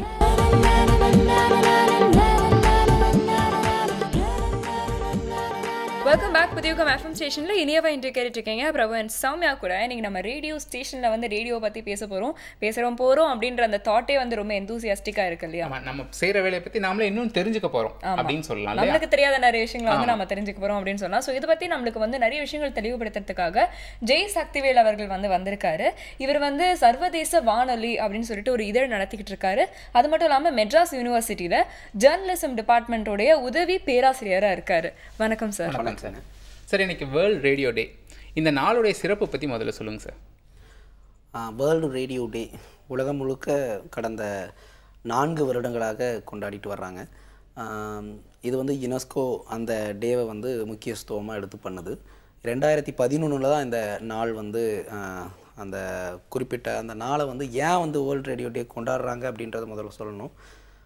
ஏன்னா வானொலின்றது வந்து எளிய மக்களையும் சென்றடையும் ஒரு ஊடகம். ஏன்னா நீங்கள் வேறு எந்த ஒரு ஊடகத்தையும் நீங்கள் அந்த மாதிரி எடுத்துகிட்டு போயிட முடியாது. அப்படி இருக்கிற அந்த ஊடகத்தை வந்து எல்லா பக்கம் கொண்டு போகும்போது அதுக்கு ஒரு நாள் வச்சா நல்லாயிருக்குமேன்னு சொல்லிட்டு ஸ்பெயினில் ஒரு அகாடமி இருக்குது. அந்த அகாடமி வந்து யுனெஸ்கோக்கு அப்ளை பண்ணுறாங்க, இந்த மாதிரி ஒரு நாள் வானொலிக்காக வைப்போமே அப்படின்னு. அப்போ அவங்க சொன்ன தேதி வந்து வேறு ஒரு நாளை சொல்லியிருக்காங்க. இல்லை அது வேண்டாம்னு சொல்லிட்டு இவங்க இந்த ஒரு நாளை மட்டும் குறிப்பிட்ட இந்த February 13 எடுத்து 2011 தொடர்ந்து இப்போ கொண்டாடிட்டு வர்றாங்க. ஸோ அந்த வகையில் உலகம் முழுக்க இருக்கிற வானொலிகளும் வானொலி நேயர்களும் இந்த நாளை கொண்டாடுறாங்க. சிறப்பு இணையதளம் உருவாக்கி worldradio.org அப்படின்ற ஒரு இணையதளத்தை யுனெஸ்கோவே உருவாக்கி உலகம் முழுக்க யாரெல்லாம் அதில் கொண்டாடுறாங்களோ அவங்களுக்கு அங்கே ஒரு இடத்தை கொடுத்து அதற்கான லோகோ, போஸ்டர்ஸ் எல்லாமே அவங்களே இலவசமாக வழங்கி உலகம் முழுக்க கொண்டாடுங்கன்னு சொல்லிட்டு அவங்க ஊக்குவிக்கிறாங்கன்னு வைங்களேன். சோமியா, இப்போ இந்த நாளை வந்து யுனெஸ்கோ அறிவிச்சிருக்காங்க. யுனெஸ்கோ என்ன சொல்லுதுன்னா ரேடியோவை கொண்டாடுங்க அப்படின்னு சொல்கிறாங்க. பார்க்குற ஆடியன்ஸ்க்கு வந்து நீங்கள் ரேடியோவில் ஒர்க் பண்ணுறீங்க, நீங்கள் ரேடியோவை கொண்டாடலாம். பட் ரேடியோவை ஏன் கொண்டாடணுங்கிற டவுட் உங்களுக்கு வரலாம் இல்லையா? கண்டிப்பாக எல்லாருக்குமே இது பொதுவாக வரக்கூடிய டவுட் தான். ஏன்னா இப்போ எல்லாருக்குமே வந்து தெரியும், அது பல இடத்துல இருக்க உறவுகளை வந்து இணைக்கிற ஒரு மீடியமாக கூட வந்து இந்த ரேடியோ இருக்குது அப்படின்னு வந்து சொல்லலாம். ஸோ இது வந்து நம்ம ஏன் கொண்டாடணும், எந்தெந்த வகையில் வந்து இது இந்த மாதிரி வந்து நம்ம எல்லாரையும் கனெக்ட் பண்ணுற ஒரு மீடியமாக இது மாறுதுன்னு சொல்ல முடியுமா? கண்டிப்பாக. இப்போ கடந்த வருடம் வந்து உலக வானொலி தினத்தை வந்து பெண்களை மையப்படுத்தி கொண்டாடப்பட்டது. இந்த வருடம் இளைஞர்களை மையப்படுத்தி கொண்டாடுறாங்க. காரணம் என்னென்னா, இன்றைக்கி இளைஞர்கள் நீங்கள் யாராச்சும் வானொலி பெட்டி கேட்டு வானொலியை வந்து திருகி அல்லது டியூன் பண்ணி கேட்டு பார்த்துருக்கீங்களான்னா நிச்சயமாக கிடையாது. அதுக்கு காரணம் தொழில்நுட்பம் இன்றைக்கி வேறு மாதிரி மாறிட்டு வருது. அதுக்கு தகுந்த மாதிரி வானொலியும் மாறிட்டு வருது. ஸோ அந்த வகையில் இளைஞர்களை ஃபோக்கஸ் பண்ணி பண்ணுறாங்க. காரணம், இளைஞர்கள் வந்து ஒரு என்டர்டெயின்மெண்ட் பேஸ்லேயே, அதாவது அவங்க வந்து திரைப்பட பாடல்கள் இது சார்ந்து மட்டுமே நீங்கள் வானொலியை கேட்குறதா இருக்குது. அதை தவிர்த்து அவங்க அதுக்கு அடுத்த கட்டத்துக்கு வரலை. ஸோ அதை வந்து ஊக்குவிக்குவதற்காக இந்த மாதிரி இளைஞர்களை பேஸ் பண்ணி இந்த வருடத்தை அவங்க செலிப்ரேட் பண்ணுறாங்க. ஸோ அதன் மூலம் இன்னும் நிறைய நேயர்களை கேட்க வைக்கலாம். நிகழ்ச்சிகள் அந்த மாதிரியான கண்டென்ட்டை கொடுங்க. பாடல்களை தவிர்த்து வேறு எல்லாமே அவங்களுக்கு பயன்படுற வகைகள்னு உடனே சீரியஸால் எதுவும் இல்லை, டே டு டே லைஃப்பில் அவங்களுக்கு தேவையான எல்லாத்தையும் கொடுங்க அப்படின்ற அப்படி இந்த நாளை கொண்டாடுது இந்த வருடம் யுனெஸ்கோ. சோமியா, இப்போது நம்ம இனியவென்ற நிகழ்ச்சியை பார்க்குற ஆடியன்ஸுக்கும் நமக்கும் என்ன ரிலேஷன்ஷிப்னா என்ன சொல்லுவீங்க? என்ன ரிலேஷன்ஷிப்னா நம்ம வந்து அவங்க கூடவே உட்காந்து பேசுகிற மாதிரியான ஒரு ஃபீல் இருக்குது அப்படின்னு சொல்லிட்டு நிறைய பேர் வந்து என்கிட்டயே வந்து சொல்லியிருக்காங்க. ஏன்னா நம்ம முதல் காரணம் வந்து ரொம்ப கேஷுவலான விஷயமும், அது மட்டும் இல்லாமல் வந்து அன்றாடம் அவங்களுக்கு தேவைப்படுற விஷயத்தை பற்றி நம்ம வந்து டெலிகாஸ்ட் பண்ணுறோம். நம்ம ஒரு விஷயம் பேசுகிறோன்னா இது நமக்கு சம்மந்தப்பட்ட விஷயமே அப்படிங்கிற ஒரு ஃபீல் இருக்கும். அதே மாதிரி தான் ரேடியோ வந்து உலகத்தில் இருக்கிற எல்லா மனித இனத்தையும் வந்து இணைக்கிற ஒரு பாலம் அப்படின்னு யுனெஸ்கோ சொல்லுது. சார், அது எப்படி சார்? கண்டிப்பாக. இப்போ என்னென்னா, ஒரு நல்ல உதாரணம் இதுக்கு தரலாம். நீங்கள் வந்து ஒலி அலைகள் வந்து தடை செய்யப்பட்ட இடங்களையும் தாண்டி பயணிக்கக்கூடிய ஒன்று. இன்றைக்கி நீங்கள் வந்து சீனாக்குள்ளே உங்களுடைய கருத்தை தெரிவிக்கிறதுக்கு போனீங்கன்னா எப்படி போவீங்க? நீங்கள் துண்டறிக்கைகளை கொண்டு போய் கொடுத்துட முடியாது, அல்லது நீங்கள் வேறு வகைகளான ஏதாச்சும் எடுத்துகிட்டு போய் ஃபிசிக்கலாக அங்கே எதுவும் பண்ணிட முடியாது. ஆனால் ஒலி அலைகள்னால் முடியும். எப்படி முடியும்னா, அதான் வானொலி ஒலிபரப்பை அது அண்டை நாடுகள்லேருந்து பண்ணலாம். இன்றைக்கி அப்படி பண்ணுது வாய்ஸ் ஆஃப் அமெரிக்கா. என்ன பண்ணுறாங்க, ஆசியா கண்டத்தில் இருக்கிற இந்த மாதிரி செய்திகள் தடை செய்யப்பட்ட நாடுகள்லாம் இருக்கு இல்லைங்களா, உண்மை செய்திகள் சென்றடையாத நாடுகள், அந்த நாடுகளுக்காகவே ஒரு வானொலி நடத்துகிறாங்க, ரேடியோ ஃப்ரீ ஏஷியான்னு சொல்லிட்டு. அது வந்து என்ன பண்ணுது, இந்த பேங்காக், வியட்நாம், அப்புறம் பர்மா, திபெத், அப்புறம் சைனாக்காக ஒரு சிறப்பு ஒளிபரப்பு பண்ணுறாங்க. அவங்க 24 மணி நேரம் அந்த ஒளிபரப்பு பண்ணுறாங்க. அந்த ஒளிபரப்பில் அந்த நாட்டில் நடக்கிற செய்திகள் மட்டும் அல்லாமல் இவங்களுடைய அவங்க அங்கேருந்து வெளியே வந்திருப்பாங்க இல்லைங்களா, அவங்களுடைய பேட்டிகள், உள்ளுக்குள்ளே என்ன நடந்துகிட்ருக்குன்றது, ஏன்னா உண்மை செய்திகளை சென்று அடைவதற்காக அந்த மாதிரி பண்ணுறாங்க. இது வந்து என்னென்னு சொல்கிறது, எல்லைகள் கடந்து செல்லக்கூடிய ஒரு ஊடகம். நீங்கள் தொலைக்காட்சியும் கூட அப்படி பண்ணிட முடியாது. தொலைக்காட்சி பண்ணிங்கனாலும் அதை ரிசீவர் போடணும், அதுக்கு அதை நீங்கள் பிளாக் பண்ணலாம். வானொலியும் பிளாக் பண்ண முடியும். ஆனாலும் அதை உடனுக்குடன் அலையன்களை மாற்ற முடியும். நீங்கள் இந்த அலையன்லேருந்து இன்னொரு அலையன் போய்க்கலாம். அந்த மாதிரி அதுதான் காரணம். நீங்கள் வந்து எல்லைகளை கடந்து செல்லக்கூடிய ஒரு மிக முக்கியமான ஊடகம், எளிய ஊடகம். நீங்கள் அந்த மக்களுக்கு வந்து பெரிய இதெல்லாம் தேவையில்லை. ஒரு சின்ன 2 பேட்டரி தூக்கி போட்டுவிட்டு எங்கே வேணாலும் போய் கேட்டுக்கலாம். ஸோ அது ஒரு அதில் சிற்றலைன்றது அதனுடைய வீச்சே மிக அதிகம். அதனால தான் 2ஆம் உலகப் போரில் வந்து வானொலி ஒரு மிக முக்கிய பங்காற்றியதுன்னு சொல்லுவாங்க. ஓகே, இப்போ வந்து சார் சொல்லும்போது வந்து பார்த்தீங்கன்னா ஒரு விஷயம் வந்து சொன்னார், ஈஸியாக நம்ம வந்து அந்த ரேடியோ வந்து ஒரு 2 பேட்டரி போட்டு எடுத்துகிட்டு போயிடலாம். அதே மாதிரி பார்த்தீங்கன்னா வந்து இந்த பிளாக் பண்ணுறது வந்து டெலிவிஷன் மீடியம் கூட பிளாக் பண்ணலாம், பட் ரேடியோ வந்து பிளாக் பண்ண முடியாது அப்படின்னு 2 வேலிட் பாயிண்ட் சொன்னீங்க. ஆனால் எனக்கு ஒரு சந்தேகம் என்ன அப்படின்னு பார்த்தீங்கன்னா, எப்பயுமே ஒரு அப்கிரேடட் வெர்ஷன் வரும்போது சில விஷயங்கள் வந்து மக்கள் வந்து கடந்து வந்துடுவாங்க இல்லையா? இப்போ வந்து ஒரு உதாரணத்துக்கு சொல்லணும் அப்படின்னு பார்த்தீங்கன்னா, இந்த ஃபிலிம் அப்படிங்கிற விஷயம் தாண்டி இன்றைக்கி வந்து டிஜிட்டல் வந்ததுக்கப்புறம் இப்போ யாரும் வந்து ஃபிலிமில் வந்து ஃபோட்டோவோ எதுவுமே வந்து எடுக்கிறது இல்லை. இப்போ வந்து ரேடியோ அப்படிங்கிறது வந்து பார்த்தீங்கன்னா இன்னைக்கு டெலிவிஷன் மீடியம் வந்து விஷுவல் ப்ளஸ் ஹியரிங் ரெண்டுத்துக்குமே வந்து அவங்க சாட்டிஸ்ஃபை பண்ணும்போது மக்கள் இன்னைக்கு கூட பார்த்தீங்கன்னா அந்த ரேடியோ மேலே இருக்க அந்த மோகம் வந்து குறையில அப்படின்னு சொல்லலாம். வந்து எல்லாருக்குமே வந்து ஃபோன்லேயே வந்து ரேடியோ கேட்க முடியும், டெலிவிஷனும் வந்து பார்க்க முடியும். ஆனால் வந்து ஃபோனில் டெலிவிஷன் பார்க்குறவங்களோட ரேடியோ கேட்குறவங்க தான் வந்து அதிகம். இந்த அளவுக்கு மக்களை இந்த மாதிரி கட்டி போட்டிருக்கிறதுக்கு ரேடியோ வந்து என்ன செஞ்சது? அப்படி என்ன விஷயம் அதில் இருக்குது? முதல் காரணம், நீங்கள் தொலைக்காட்சியும் நம்ம ஃபோனில் பார்க்க முடியும்னு சொல்கிற ஒரு இதை ஒத்துக்கலாம். ஆனால் அதை பார்த்தீங்கன்னா உங்களுக்கே தெரியும் எவ்வளோ எம்பி காலி ஆயிரும்னு சொல்லிட்டு விஷுவலாக எப்படி கட்டு போடுதுன்னு பார்த்தீங்கன்னா, கடந்த வாரம் இலங்கையினுடைய ஒரு வானொலி, இலங்கை வானொலி மட்டும் இல்லை, இலங்கையில் பல வானொலிகள் இருக்குது. அதில் தேசிய சேவை, கொழும்பு சர்வதேச ஒளிபரப்பு, அந்த மாதிரி நிறையா இருக்குது. அதில் தமிழ் ஒளிபரப்பை தமிழக நேயர்களுக்காக செஞ்ச ஒளிபரப்புகளை போர்க்காலத்தில் நிறுத்திட்டாங்க சுத்தமாகவே. அது கடந்த வாரம் திரும்பவும் ஆசிய சேவைன்ற ஒரு ஒளிபரப்பில் அதை ஆரம்பிச்சிருக்காங்க சிற்றலையில். நீங்கள் பார்த்தீங்கன்னா அந்த வானொலி நேயர்கள் தொடர்ந்து கேட்டுருந்துருப்பாங்க இல்லைங்களா, அந்த நேயர்கள் மத்தியில் எல்லோரும் அந்த புதிய தொழில்நுட்பம் வாட்ஸ்அப்லேருந்து ஃபேஸ்புக்கிலேருந்து அவங்கள ஒரு போஸ்டர் ரெடி பண்ணி அதை ஃபோட்டோ எடுத்து அப்லோட் பண்ணுறதுலேருந்து இன்றைக்கி தமிழ்நாடு முழுக்க அந்த ஒளிபரப்பு வருது அப்படின்றது தெரிஞ்சிச்சு. இதில் என்ன ஆச்சரியன்னா, அந்த ஒளிபரப்பு நீங்கள் கன்வென்ஷனல் ரேடியோ 31 பேண்டில் 2வது பேண்டில் கேட்கணும். இன்றைக்கி இருக்கிற இந்த தொழில்நுட்பத்திலேயே நம்ம எல்லாம் மாறிட்டாங்கன்றோம். ஆனால் அது போன பிறகு எல்லாருமே வானொலியை தூசி தட்டி எடுத்து குறைச்சி கேட்க ஆரம்பிச்சிட்டான். ஏன்னா அந்தளவுக்கு அந்த வானொலி வந்து அவனை வந்து கட்டி போட்டிருக்கு. காரணம் அவனுடைய நிகழ்ச்சியினுடைய தரம், அறிவிப்பாளர்களுடைய குரல் வளம், அந்த ஏற்ற இறக்கங்களோடு பேசுவது, அவனை வந்து மெய்மறக்க செய்யுது, புதிய தகவல்களை தருது, பாடல்கள் மட்டும் இல்லாமல் தகவல்கள் நிறையா தருது. ஸோ அந்த மாதிரி இருக்கும்போது அவன் வந்து தொடர்ந்து கேட்க ஆரம்பிக்கிறான். இப்போ சார் சொல்லும்போது வந்து இலங்கை வானொலி பற்றி பேசினார், இலங்கையில் இருக்கிற வானொலிகள் பற்றி பேசினார். அது தவிர தமிழ் வானொலி நிலையங்கள் உலகம் முழுக்க இருக்குங்கிறது உங்களுக்கு தெரியுமா? ஆமாம், சர்வதேச அளவில் பார்த்தீங்கன்னா வந்து நிறைய நிலையங்களில் வந்து தமிழ் வானொலிகள் வந்து இருக்குது. அதை பற்றியும் கொஞ்சம் சொல்லுங்கள் சார். கிட்டத்தட்ட 14 நிலையங்கள் உலக அளவில் ஒளிபரப்பிட்டு இருந்தாங்க. இப்போ கொஞ்சம் கொஞ்சமாக குறைச்சி இப்போ ஒரு 9 வானொலிகள் ஒளிபரப்புகிறாங்க. அந்த 9 வானொலிகளில் ஒரு 6 வானொலிகள் சமயம் சார்ந்த வானொலிகளாக இருக்கிறது. அது சமய ஒளிபரப்புகளை செஞ்சிட்ருக்கு. அதை தவிர்த்து பார்த்திங்கன்னா பிபிசி உலக சேவை லண்டன்லேருந்து நேரடியாக பண்ணுறாங்க, சைனாலேருந்து சைனா ரேடியோ இன்டர்நேஷ்னல் பண்ணுறாங்க, ஃபிலிப்பைன்ஸ்லேருந்து ரேடியோ வெரிட்டாஸ் ஏஷியான்னு சொல்லிட்டு, வேட்டிக்கன் தலைநகர்லேருந்து வத்திக்கான் வானொலின்னு தமிழில் பண்ணுறாங்க. இதை தவிர்த்து அட்வென்டிஸ்ட் உலக வானொலின்னு சொல்லிட்டு பசிபிக் பெருங்கடலில் இருக்கிற ஒரு சின்ன தீவு குவாம்ன்ற இடத்துலேருந்து பண்ணுறாங்க. சிஜேபி ஆஸ்திரேலியான்னு சொல்லிட்டு ஆஸ்திரேலியாவிலேருந்து ஒரு வானொலி பண்ணுது. பைபிள் வாய்ஸ்ன்னு சொல்லிட்டு கனடாவிலேருந்து ஒரு வானொலி.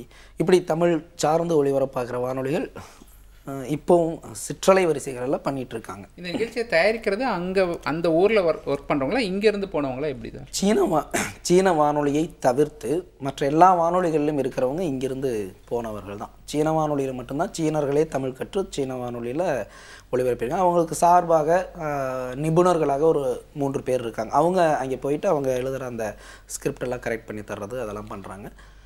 மற்ற வானொலிகள் எல்லாருமே தமிழர்கள் தான், தமிழ்நாட்டிலேருந்து இன்க்ளூடிங். இப்போ நீங்கள் இவ்வளோ வானொலி நிலையங்கள் பற்றி சொல்லும்போது இதெல்லாம் நாங்கள் கேட்கணும் அப்படின்னா என்ன பண்ணுறது? இணையத்து மூலமாக கேட்குறதா இல்லை வேறு என்னென்ன வழிகள் இருக்குது? இப்போ இந்தியாவில் இருந்தே அந்த நாடுகளில் இருக்கிறதெல்லாம் கேட்க முடியுமா நம்மளால்?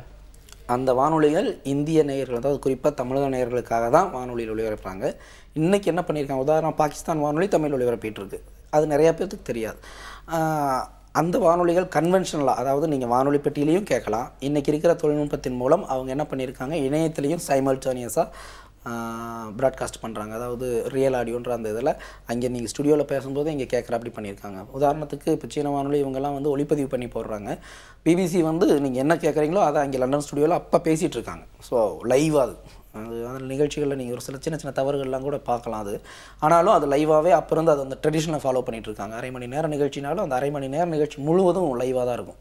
அந்த ஸ்டுடியோ அதையும் பார்க்குறதுக்கு ஏற்பாடு பண்ணியிருக்கு. பிபிசியினுடைய உலகசேகையினுடைய வெப்சைட்டில் bbc.co.uk போய்ட்டு தமிழோசை கிளிக் பண்ணிங்கன்னா அதையும் நீங்கள் அந்த வானொலிகள் அங்கே தனியாக நிறையா வானொலிகள் நடக்குது. ஒரு 20 வானொலிகள் இருக்குது. அங்கே இருக்கிற லோக்கல் ஆடியன்ஸுக்காக நேயர்களுக்காக பண்ணுறாங்க. அந்த வானொலி அறிவிப்பாளர்கள் என்ன அப்பொழுது கலையரங்கத்தில், அதாவது ஸ்டுடியோவில் பண்ணிகிட்டு இருக்காங்கன்றதை நீங்கள் பார்க்கலாம். அந்த ஒரு 5 நிமிடத்துக்கு ஒரு தடவை அந்த ஸ்க்ரீன்ஷாட்டை வந்து அப்லோட் பண்ணிகிட்டே இருக்கும் ஆட்டோமேட்டிக்காக அந்த வானொலியினுடைய இணையதளம். ஸோ நேயர்கள் வந்து இன்னும் உற்சாகத்தோடு கேட்குறாங்க. இப்போ சார் பேசுகிற விஷயங்கள்லாம் கேட்கும்போது திருப்பதிக்கே லட்டுன்னு சொல்லுவாங்களா, அந்த மாதிரி தான். இப்போ புதியகம் எஃப்எம்கே அவர் எஃப்எம் பற்றி நிறைய விஷயம் சொல்கிறாரு, ரேடியோ பற்றி நிறைய விஷயம் சொல்லிட்டு இருக்காரு. இப்போ நீங்கள் வந்து கேள்வி கேட்குறீங்களா இல்லை வந்து சொல்கிறீங்களா அப்படின்னு தெரியல. என்னதான் இருந்தாலும் வந்து நம்மளுக்கு தெரியாத நிறைய விஷயம் வந்து இன்றைக்கி நம்ம தெரிஞ்சுக்கிட்டு இருக்கோம். அதனால் வந்து நம்ம ஒரு சின்ன பிரேக் அப்புறம் நிறைய கொஸ்டின்ஸ் இருக்குது, தொடர்ந்து பேசலாம். புதியகம் எஃப்எம் ஸ்டேஷனில் இது இனியவை இன்று.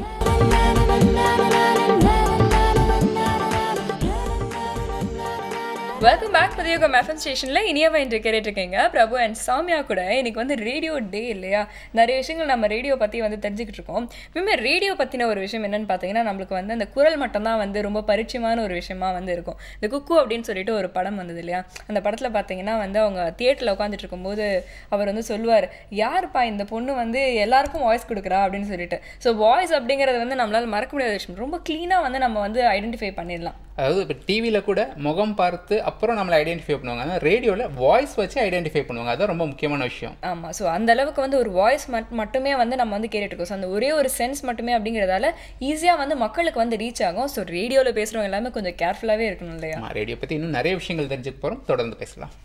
இன்றைக்கி வந்து இந்த இன்டர்நெட் அப்படிங்கிற விஷயம், இணையதளம் வந்து எல்லாத்துலேயுமே வந்து அதோட கால் பதிச்சிருக்கு அப்படின்னு வந்து சொல்லலாம். இப்போ வந்து இந்த ரேடியோ அப்படிங்கிறது கூட பார்த்திங்கன்னா இன்றைக்கி வந்து இன்டர்நெட் மூலிமா நிறைய இப்போது சர்வதேச வானொலிகள்லாம் வந்து நம்ம கேட்குறதுக்கு வந்து ஒரு மீடியமாக வந்து இப்போ இந்த இன்டர்நெட் வந்து அமைஞ்சிருக்கு இல்லையா. இது இந்த ரேடியோட வளர்ச்சிக்கு எந்த அளவுக்கு ஹெல்ப்ஃபுல்லாக இருக்குன்னு நினைக்கிறீங்க? நல்ல கேள்வி. எப்படின்னா இப்போது வானொலி ஒரு ஊடகம் தான். வானொலி மட்டும் இல்லை, எல்லா ஊடகங்களுமே புதிய தொழில்நுட்பங்கள் வந்ததுன்னா அதன் மேல் ஏறி பயணிக்க ஆரம்பிச்சிருச்சு.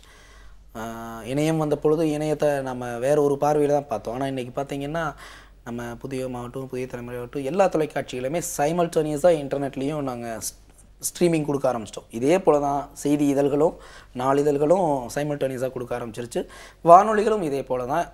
என்ன ஒளிபரப்புனாங்களோ அதை அப்படியே ஆன் டிமாண்டில் கொடுக்க ஆரம்பிச்சிட்டாங்க. நீங்கள் அந்த நிகழ்ச்சிகளையும் கேட்கலாம். ஏற்கனவே ஒளிபரப்பான நிகழ்ச்சி இதெல்லாம் ஒரு வசதியாக போயிருச்சு. இன்னொன்று, ஃபோனில் அந்த அப்ளிகேஷன்ஸ் ஆண்ட்ராய்டு ஆப்போ அல்லது ஆப்பிள் ஆப்போ வந்த பிறகு இன்னும் வசதியாக போயிருச்சு. நீங்கள் வந்து வானொலி பெட்டியில் தான் கேட்கணும்லாம் அவசியம் இல்லை. நான் வந்து எனக்கு நேரம் எப்போ கிடைக்குதோ அந்த நேரம் போய் அந்த வானொலியினுடைய அந்த நிகழ்ச்சி கேட்கலாம். ஆனால் கன்வென்ஷனல் மெத்தடில் அப்படி கிடையாது. நீங்கள் பிபிசி 9:15 இரவுக்கு ஒளிபரப்புறாங்கன்னா பிபிசி தமிழோசையை 9:15க்கு வானொலி பெட்டி முன்னாடி எங்கிருந்தாலும் வந்து உட்காந்துடணும். இன்றைக்கி அப்படி இல்லையா. அந்த 9:15 ஒளிபரப்புற நிகழ்ச்சி அடுத்த நாள் 9:15 மட்டும் அது அப்படியே இங்கே இணையதளத்தில் இருக்குது. வேணும்போது கேட்டுக்கலாம், உடனடியாக கடிதம் அனுப்பிக்கலாம். ஸோ அந்த வசதியெல்லாம் வந்த பிறகு இப்போது எண்ணிக்கை கூடியிருக்கணும் இல்லையா, ஆனால் குறைஞ்சிருக்கு. அதுக்கு ஒரு காரணம் இருக்குது. தொழில்நுட்பத்தோடு இணைந்து நம்ம செல்லும்போது நமக்கு நிறையா என்னென்னு சொல்கிறது, இடையூறுகள் வந்துடுது. இடையூறுகள் இந்த சென்ஸ், நீங்கள் ஒன்றுக்குள்ளே போகும்போது இன்னொன்று பார்த்துட்டு ஓடிடுறீங்க. அப்போ எதுக்கு போனீங்கன்றதை மறந்துடுறோம் இல்லையா, அந்த மாதிரி. சுவாமி, இப்போ சார் சொல்லும்போது இப்போ பார்த்துட்டு இருக்க குழந்தைங்களுக்கு வந்து பார்த்தீங்கன்னா எஃப்எம் அப்படின்னா தெரியும். ஏன்னா இப்போ மொபைலில் எஃப்எம் ரேடியோ இருக்குது, அதனால தெரியும். ஆனால் எஃப்எம் ரேடியோக்குள்ளே நிறைய, இப்போ ரேடியோலேயே வந்து ஏஎம் இருக்குது, எஸ்எம் இருக்குது, எஃப்எம் இருக்குது, அப்புறம் ஹப் ரேடியோன்றது நிறைய வகை. இதெல்லாம் அவங்களுக்கு தெரியுமாங்கிறது ஒரு டவுட்டாக இருக்கு இல்லையா. நம்மளுக்கே இதில் வந்து எத்தனை வகை பற்றி வந்து முழுக்க தெரியும் அப்படிங்கிறது வந்து ஒரு டவுட் தான் இல்லையா. ஸோ இந்த மாதிரி எத்தனை வகையான ரேடியோ செட்டப்ஸ் எல்லாம் வந்து இருக்குது, ஒளிபரப்பு முறைகள். அதாவது தொடக்க காலத்தில் வந்து ஏஎம்ன்ற அந்த இதில் 2 பிரிவாக பிரித்தாங்க. ஒன்று வந்து எஸ்டபிள்யூ ஷார்ட் வேவ், தமிழில் சிற்றலைன்னு சொல்லுவோம். இன்னொன்று எம்டபிள்யூ மீடியம் வேவ், மத்திய அலைன்னு தமிழில் சொல்லுவோம். இது 2 தான் தொடக்க காலத்தில் இருந்தது. இது தொடக்க காலம் அந்த வானொலி அந்த ஒலி அலைகளை பயன்படுத்த ஆரம்பித்ததே ஒரு சுவாரஸ்யமான தகவல். ஜெர்மனியில் வந்து இருக்கிற அந்த இராணுவத்தினர் அந்த ஒலி அலைகளை பயன்படுத்தி கம்யூனிகேட் பண்ணிகிட்டு இருக்கும்போது மிக நீண்ட தூரம் செல்லுது, இதை ஏன் நம்ம இதில் பயன்படுத்திக்க கூடாதுன்னு அப்படி இருந்து இதுக்குள்ளே வந்தது எது வானொலி. அப்போ இது நீண்ட தூரத்துக்கு மக்களை சென்றடைகிறதுக்கான ஒரு ஊடகமாக அதை பயன்படுத்தலாமேன்ட்டு அப்போது அதுக்கு முன்னாடி இராணுவங்கள் மட்டும்தான் அதை பயன்படுத்திகிட்டு இருந்தாங்க, அப்படி கொண்டு வந்தாங்க. அப்போது மத்தியாலையும் சிற்றலை மட்டும்தான் வந்தது. ஏன்னா அன்றைக்கு அதுதான் நீண்ட தொலைவு செல்றதாகவும் இருந்தது. மக்கள் பறந்து பட்டு இறங்களுக்கு எல்லா பக்கமே நீங்கள் பண்பலை வந்து 80 கிலோமீட்டருக்குள்ளே தான் போகும். அப்போ பண்பலையும் கிடையாது, முதல்ல பண்பலை எஃப்எம் கிடையாது. அப்போது அதுதான் போச்சு தூரமாக, அதனால் அதில் ஆரம்பித்தாங்க. ஆனால் இன்றைக்கி என்ன ஆயிடுச்சு, அதனுடைய தேவை குறைஞ்சிருச்சு. ஏன் தேவை குறைஞ்சதுன்னா இன்றைக்கி எல்லாத்துலேயுமே நம்ம கிளாரிட்டி எதிர்பார்க்குறோம். பக்காவாக டால்பி ஸ்டீரியோவில் அட்மோஸில் கேட்கணும் அப்படின்னு சொல்லிட்டு நம்ம இருக்கோம். அப்படி இருக்கும்போது நீங்கள் சிற்றலையில் அப்படி கேட்க முடியாது. அதனால் ஆட்டோமேட்டிக்காக அதை குறைஞ்சு இன்றைக்கி அந்த வானொலிகள் எல்லாமே இணையத்தில் அந்த நிகழ்ச்சிகள் ஒளிபரப்பும்போது அந்த கிளாரிட்டி கிடச்சிருது. ஸோ இது எஸ்டபிள்யூ சொன்னது ஒன்று, எம்டபிள்யூ சொன்னது எஃப்எம். இதை தவிர்த்து இன்னும் ஒளிபரப்பு முறைகள் இருக்குது. உதாரணத்துக்கு அமெரிக்க இராணுவம் வந்து டியாகோ கார்சியான்னு சொல்லிட்டு ஒரு தீவு நம்ம இந்தியா பெருங்கடலில் நேராக இலங்கைக்கு கீழே ஒரு 1500 நாட்டிக்கல் மைலில் ஒரு சிறு தீவு இருக்குங்க. அங்கே வந்து ஒரு பேஸ் ஸ்டேஷன் இருக்குது, அமெரிக்க இராணுவத்திற்கான பேஸ். அங்கே ஒரு வானொலி செயல்படுது. அந்த வானொலி வந்து எஸ்எஸ்பியில் ஒளிபரப்புது. எஸ்எஸ்பின்றது வந்து சிங்கிள் சைட் பேண்ட் சொல்லுவாங்க. அது இன்னும் கம்மியான ஒலி, அதாவது பவர் கம்மியில் நீண்ட தொலைவு போகும். அங்கே இருக்கிற இராணுவத்திற்காக செயல்படுற வானொலி அது. அந்த வானொலி எஸ்எஸ்பியில் ஒளிபரப்புது. எஸ்எஸ்பியில் 2 இருக்குது, யூஎஸ்பி, அதாவது யூஎஸ்பின்றது அப்பர் சைட் பேண்ட், எல்எஸ்பி அப்படி ஒன்று இருக்குது, அது வந்து லோயர் சைட் பேண்ட். ஸோ இது எல்லாமே வானொலியினுடைய ஒளிபரப்பு வடிவங்கள். இது எல்லாத்தையுமே எல்லோரும் கேட்டுறதில்லை நம்ம. காரணம் என்னென்னா, நீங்கள் தெளிவு அதுக்கெல்லாம் நீங்கள் ஒரு ஸ்பெஷல் ஏரியல் போடணும், ஆண்டனா போடணும், அப்படிலாம் போட்டால் தான் கேட்க முடியும். அப்புறம் இன்னொன்று நாசால் இருக்கிற அங்கே விண்வெளி ஆய்வு நிலையம் இருக்குது இல்லைங்களா, அங்கே இருக்கிறவங்களும் இங்கே இருக்கிற பூமியில் இருக்கிறவங்களோட கம்யூனிகேட் பண்ணுறாங்க பார்த்தீங்களா, அந்த ஒளிபரப்பையும் நாம் கேட்க முடியும். அந்த ஒளிபரப்பை கேட்பதற்கும் சிறப்பு ஏரியல், சிறப்பு வானொலி பெட்டிகள் தேவை. இப்போ சார் எஃப்எம் பற்றி டெக்னிக்கலாக நிறைய விஷயம் சொல்லிட்டு இருக்காரு. இதில் நம்ம கண்டென்ட் பற்றியும் பேசினோம் இல்லையா. இப்போ என்னென்னா, இப்போ நாம் கேட்குற ரேடியோலாம் பார்த்திங்கன்னா மோஸ்ட்லி என்டர்டைன்மெண்ட்டாக இருக்குது. இப்போ நம்ம ஒரு சில ரேடியோவில் விதிவிலக்காக சொல்லலாம். இப்போ நம்ம புதியமோட எஃப்எம் சொன்னிங்கன்னா நம்ம இன்ஃபர்டைன்மெண்ட்டாக போயிட்டுருக்கோம், பாடல்கள் போடுறதில்ல. இப்போது கண்டென்ட் எவ்வளோ முக்கியம் ஒரு ரேடியோக்கு அப்படிங்கிறத நம்ம பேசி ஆகணும் இல்லையா. கண்டிப்பாக கண்டென்ட் அப்படிங்கிறது வந்து இந்த ரேடியோவில் எந்த ஒரு விஷயமா இருந்தாலும் வந்து முக்கியம். இப்போ ஒன்றும் இல்லை, உதாரணத்துக்கு வந்து எல்லாருக்குமே புரிகிற மாதிரி சொன்னால், ஒரு படம் வந்து என்னதான் பயங்கரமான டெக்னிக்கல் அட்வான்ஸ்மெண்ட்லாம் இருந்தாலும் அதில் கதை அப்படிங்கிறது வந்து ஒழுங்காக இல்லைனா வந்து கண்டிப்பாக அந்த படம் வந்து ஃப்ளாப் ஆகிடும். கதையே இல்லைப்பா அப்படின்னு வந்து ஜஸ்ட் லைக் தென் வந்து மக்கள் வந்து சொல்லிடுவாங்க இல்லையா. இந்த ஒரு விஷயம் எல்லாத்துக்குமே வந்து அப்ளிகபிள் அப்படின்னு தான் சொல்கிறோம். ஸோ ஒரு ரேடியோ செட்டப்பில் கண்டென்ட் வந்து முக்கியம் அப்படிங்கிறது வந்து தெரியும். அது எந்தளவுக்கு முக்கியம், ஸோ அதை வந்து ப்ரிப்பேர் பண்ணுறதுக்கு வந்து என்ன மாதிரியான விஷயங்கள்லாம் நடக்கும்? ஸோ இதிலே ஒரு துணை கேள்வி சார். இப்போ இவ்வளோ ஸ்டேஷன் சொன்னீங்க, இவ்வளோ ஸ்டேஷனில் என்ன நடக்குது? வெறும் பாடல்கள் தான் போடுறாங்களா? என்னென்ன விஷயங்கள்லாம் நடக்குது உள்ள? நிச்சயமாக நான் இப்போ சொன்ன நிலையங்கள் எதுலேயுமே பாடல்கள் கிடையாது. ஒரு நாள் பாடல்கள் உண்டு, மற்ற நாட்கள் எல்லாமே வெவ்வேறு நிகழ்ச்சிகள், அவங்களுக்கு பயன்படுற மாதிரியான வெவ்வேறு வடிவமான நிகழ்ச்சிகள். அதற்கு அந்த வடிவங்கள் அப்படின்னு எடுத்திங்கன்னா, அதுக்கு நல்ல உதாரணமாக மறுபடியும் நம்ம வெளிநாட்டு வானொலி ஒன்று தான் உதாரணமாக சொல்ல முடியுது. அகில இந்திய வானொலியும் சொல்லலாம். ஆனால் இன்றைக்கி எத்தனை பேர் அகில இந்திய வானொலியே என்னுடைய நேயர்களாக இருக்காங்க அப்படிங்கும்போது அதுதான் ஒரு சிக்கலை உண்டு பண்ணுது. ஏன் சிக்கலை உண்டு பண்ணுது அப்படின்னு பார்த்தீங்கன்னா, அகில இந்திய வானொலியுடைய கண்டென்ட் வந்து இசைக்கு ஒரு 30%, நாடகத்துக்கு ஒரு 20%, கிராமிய அந்த நிகழ்ச்சிகள், இப்படி சதவீதங்களாக பிரிச்சுருக்காங்க. இதை அனைத்தையுமே எல்லாரும் விரும்பி கேட்க முடியாது. அப்போது என்ன ஆகுது, அந்த நேயர் எந்த நிகழ்ச்சி தேவையோ அதை மட்டும் கேட்டுட்டு ஓடிடலாம். ஆனால் இப்போ நான் சொன்ன அந்த வெளிநாட்டு வானொலி பிபிசி எடுத்துக்கிட்டிங்கன்னா, நாடகம் மட்டுமே அதில் ஒளிபரப்பாகிட்டு இருக்கிற ஒரு வானொலி இருக்குது. குழந்தைகள் நிச்சயமே ஒளிபரப்பாகிட்டு இருக்கிற ஒரு வானொலி இருக்குது. பாடல் மட்டும்தான் அதில் ஒளிபரப்பாகிட்டோம். விளையாட்டு மட்டும்தான் 24 மணி நேரம் போகும். இப்போ உங்களுக்கு தேவை ஏதோ அதை மட்டும் நீங்கள் போய் பார்த்து கேட்டுக்கிறீங்க இல்லையா, அது போல். அப்புறம் அதே போல் ஒரு இன்டலெக்சுவல் டாக் அப்படின்னா அது மட்டும் போயிட்டுருக்கிற ஒரு இன்டர்வியூ மட்டும் போயிட்டுருக்கிற ஒரு வானொலி. லிட்ரேச்சர் மட்டுமே. அப்போது இது எல்லாத்தையும் கலவையாக தான் இங்கே இருக்கிற ஆல் இண்டியா ரேடியோ இருக்குது. அதுதான் ஒரு காரணம். இங்கே நீங்கள் ஒரு திரும்ப ஒன்று பண்ணிகிட்டு இருக்கும்போது அதுவே சரின்றது அப்படி ஆனதுனால நேயர்களும் வேறு வழி இல்லாமல் அதையே அடாப்ட் பண்ணிவிட்டு அதையே எதிர்பார்க்குறாங்க. மற்ற புதியதாக வர்ற வானொலிகள்கிட்ட அதையே எதிர்பார்க்குறாங்க. அப்போ சிக்கல் என்ன ஆகுது, ஐயோ இதிலையே நம்ம ஏதாச்சும் பண்ணணுமேனு அவங்க பண்ணிகிட்ருக்காங்க. ஆனால் அது உண்மை இல்லை. நீங்கள் கொடுக்கும் பொழுது நிச்சயமாக கேட்பதற்கு தயாராக இருப்பாங்க. ஆனால் அது கொஞ்சம் காலம் பிடிக்கும் அவங்கள சென்றடைவதற்கு கண்டென்ட். சார், இப்போ கம்யூனிட்டி ரேடியோ செட்டுன்னு ஒரு விஷயம் கேள்விப்படுறோம். அதனுடைய பங்கு என்ன? இப்போ சென்னையில் ஃபேமஸாக இருக்கிற கம்யூனிட்டி ரேடியோன்னா எதை சொல்லலாம் சார்? கம்யூனிட்டி ரேடியோன்றதை நம்ம தமிழில் சமுதாய வானொலிகள்னு சொல்லுவோம். சமுதாய வானொலிகளில் 2 வகையான சமுதாய வானொலிகள் இருக்குது. ஒன்று வந்து இந்த வளாகங்கள், கல்லூரி வளாகங்களில் அல்லது பல்கலைக்கழக வளாகங்களில் இயங்குகிற வானொலி, அது வளாக சமுதாய வானொலின்னு சொல்லுவாங்க. இன்னொன்று வந்து நேரடியாக அந்த கம்யூனிட்டியிலேயே அந்த ஒரு இப்போ மலைவாழ் மக்கள் இருக்காங்கன்னா அந்த பகுதியில் இருக்கிற இப்போ தோடா கம்யூனிட்டி இருக்காங்கன்னா அந்த மலைவாழ் மக்கள் இருக்கிற இடத்துலையே செயல்படுற ஒரு வானொலி. இதை என்ஜிஓ நடத்தும், இல்லை அந்த கம்யூனிட்டியும் கூட நடத்தும் அந்த பகுதியில் இருக்கிறது. ஸோ கம்யூனிட்டி வானொலியினுடைய ஃபெயிலியர்னு ஒன்று இருக்குது. அதுதான் இன்றைக்கி எல்லா பக்கமும் சக்ஸஸ் ஆகாமல் போகிறதுக்கான காரணமாக இருக்குது. காரணம் அது வந்து 50 வாட்டில் தான் ஒளிபரப்புறதுக்கு அரசு அனுமதிச்சிருக்கு. 50 வாட்டுன்றது உங்களுடைய குண்டு பல்ப் இருக்குது இல்லையா, வீட்டில் முதல்ல போட்டு, இப்போல்லாம் நம்ம சிஎஃப்எல் போட்டிருக்கோம். அப்போ ஒரு குண்டு பல்பினுடைய அந்த வாட்டு நீங்கள் அப்போ அதனுடைய சக்தி எவ்வளோ இருக்கும் பாருங்கள். மிஞ்சி போனால் ஒரு 5 கிலோமீட்டர் போகும். இங்கே சென்னை போன்ற பெருநகரங்களில் கான்கிரீட் காடுகளுக்கு மத்தியில் அது 1 கிலோமீட்டர் போகிறதே பெரிய விஷயம். அப்படியும் வெற்றியடைந்த வானொலிகள் இங்கே 1, 2 இருக்குது.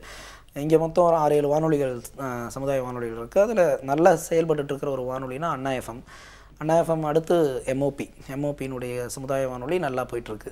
அந்த நேயர்கள் மத்தியில் அதுக்குன்னு ஒரு சிறு குழு இருக்குது. அதுக்குன்னு அந்த நேயர்களை மாணவர்களே பண்ணுவாங்க. அந்த மாதிரியா நிகழ்ச்சிகள் மாணவர்கள் பண்ணுவாங்க. கேட்குறது அந்த சரௌண்டிங் இருக்கிற அந்த கம்யூனிட்டி, அந்த கல்லூரிக்கு சரௌண்டிங்கில் இருக்கிற அந்த குப்பக்கத்தில் இருக்கிற மக்கள், அந்த மாதிரி இருக்கிறவங்க கேட்குறாங்க. அதை ஏன் வெற்றிகரமாக எல்லா பக்கம் கொண்டு போக முடியலன்னா வீச்சு தான். அதனுடைய வீச்சு அதிகமாக இல்லை. இப்போ சென்னை முழுக்க போச்சுன்னா நிச்சயமாக அதுக்கு ஒரு லிசனர்ஷிப் இருக்கும். இப்போ நம்ம ரேடியோ பற்றி பேசும்போது நிறைய கேள்விகள் நம்ம மனசில் வருது. ஆனால் இப்போ 1/2 hour தான் இருக்குது அப்படிங்கிறப்போ எந்த கேள்வி கேட்குறதுங்கிறதே ஒரு குழப்பம் இருந்துகிட்டே இருக்கு இல்லையா? நீங்கள் ரொம்ப குழம்ப வேணாம், ஒரு சின்ன பிரேக் போயிடலாம். அப்புறம் நிறைய கொஸ்டின்ஸ் கேட்கலாம். புதிய எஃப்எம் ஸ்டேஷனில் இது இனியவை இன்று.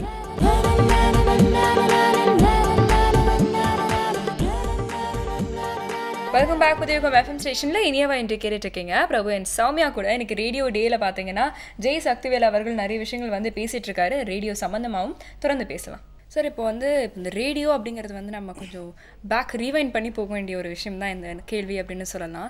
இந்த ரேடியோ பார்த்தீங்கன்னா அந்த காலத்துலேருந்து இந்த காலத்தில் வந்து நிறைய மாறுதல்கள் வந்து இருந்தது. நிகழ்ச்சியிலேருந்து, அந்த வே ஆஃப் ப்ரெசென்டிங்லேருந்து, டெக்னாலஜி அது ஒரு பெரிய மாற்றம். அதை தவிர்த்து இது எல்லா விஷயத்துலையுமே வந்து மாறுபாடுகள் வந்து இருக்குது.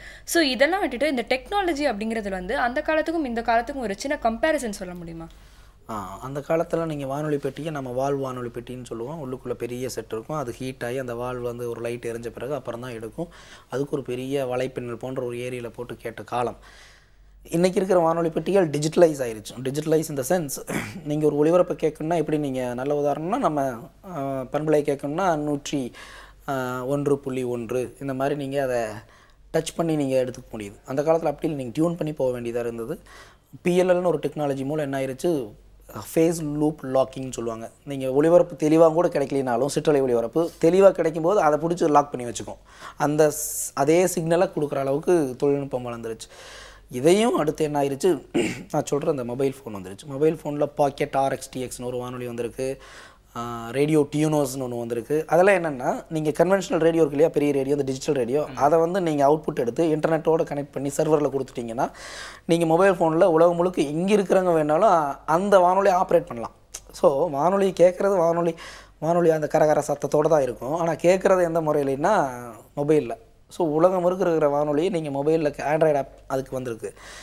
உலகம் முழுக்க ஒரு 300-400 வானொலி பெட்டிகள் அதோடு இணைச்சிருக்காங்க. நீங்கள் இப்போ இந்த நேரத்தில் வாஷிங்டனில் இருக்கிற தனியார் பண்பலை வானொலி என்ன ஒளிபரப்பிட்டுருக்காங்க அப்படின்றத நம்ம மொபைல் ஃபோன்லேருந்து கேட்டுக்கலாம்.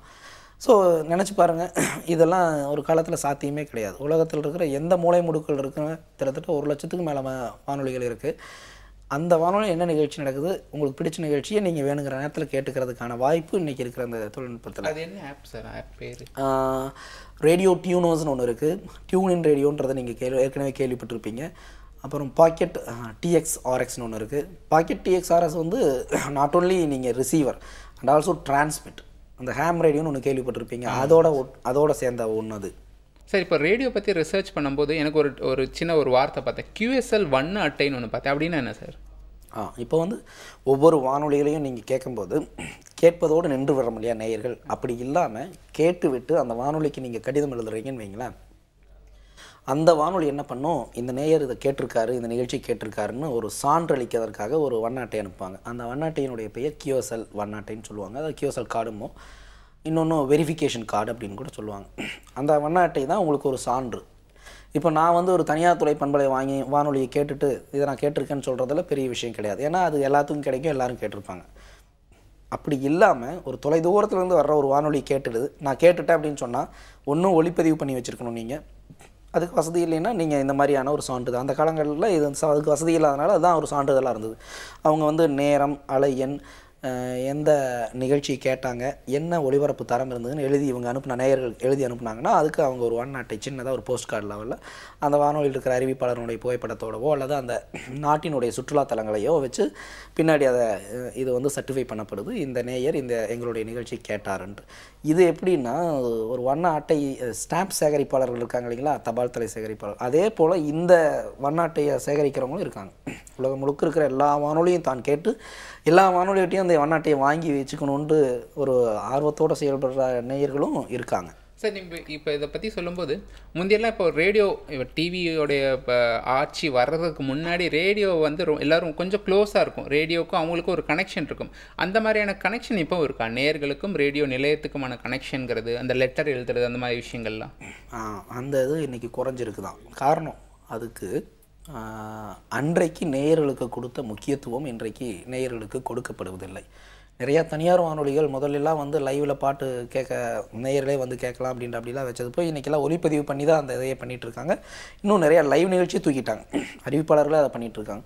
ஸோ என்னைக்கு ஒரு வானொலி நேயர்களுக்கான அந்த இதை கட் பண்ணுதோ, அதாவது தவிர்க்குதோ, அன்றைக்கே அந்த நேயர்கள் வந்து அதனுடைய உறவை துண்டிச்சுக்கிறாங்க. நேயர்களுக்கும் வானொலிக்குமான உறவு வந்து ஒரு குடும்ப உறவாட்டு இருக்கணும். அப்போ தான் வந்து அவங்க நல்லது கேட்டதுலேருந்து எல்லாத்தையுமே சொல்லுவாங்க. உதாரணத்துக்கு திருநெல்வேலி போன வாரத்தில் நான் 2 நாளைக்கு முன்னாடி திருநெல்வேலி இருந்தபோது அங்கே ஒரு அறிவிப்பாளர் ஒரு பாடலை போடும்பொழுது தப்பான அந்த பாடலாசிரியர் பேரை சொல்லி போட்டார். உடனடியாக ஒரு அழைப்பு, யார், நேயர் அந்த அறிவிப்பாளர் கொடுத்து இந்த மாதிரி போட்டிங்க கொஞ்சம் பார்த்துங்க. உடனே அந்த அறிவிப்பாளர் என்ன சொல்கிறாராமா, ஐயா இதை ஏதாச்சும் ஃபேஸ்புக்கில் போட்டுறாதீங்க, நான் இப்போ அறிவிப்பு கொடுத்துட்றேன், நீ பாடல் முடிஞ்சதுன்னு சொல்லிட்டு உடனே. அப்போ பாருங்கள் எப்படியான ஒரு ரிலேஷன்ஷிப்னா அவங்களுக்குள்ள உண்மையான. ஏன்னா அறிவிப்பாளர்கள் இன்றைக்கி வருவாங்க, நாளைக்கு போயிடுவாங்க. ஏன்னா அவங்க வந்து அவங்களுக்கு அது வந்து பணி. இவங்களுக்கு அது கேட்டு கேட்டு ஊறி போன ஆட்கள் இல்லைங்களா, எந்த பாட்டு யார், எந்த நேரம் எவ்வளோ பாஸ் வரும், அந்த நேரம் எப்படி அந்த இசை ஒலிக்குன்றதுலேருந்து எல்லாமே தெரியும். அந்த அளவுக்கு கேட்டு கேட்டு கேட்டு கேட்டு அந்த அவர் வந்து நகை தொழில் செய்கிற ஒரு நேயர். நான் எந்த ஊருக்கு போனாலும் அங்கே இருக்கிற நேயர்களை சந்திச்சு வரும், இப்போ கரண்ட் ட்ரெண்ட் என்ன இருக்குன்றது கேட்டு. அப்படி வரும்போது இந்த உதாரணத்தை சொன்னார், ஆச்சரியமாக இருந்தது. பாருங்கள், இதுதான் இன்றைக்கி அந்த நேயர்களை வந்து அதான் அந்த ஆசி சேவை இன்றைக்கி வருதுன்னா அவன் ஃபோனில் எஸ்எம்எஸ்ஸு, இன்டர்நெட்டு, ஃபேஸ்புக்கு எல்லாத்துக்கும் இலவச விளம்பரங்கள். நீங்கள் பாருங்கள், அந்த வானொலி எதுவும் இவங்களுக்கு காசு கொடுத்து பண்ண சொல்லலை.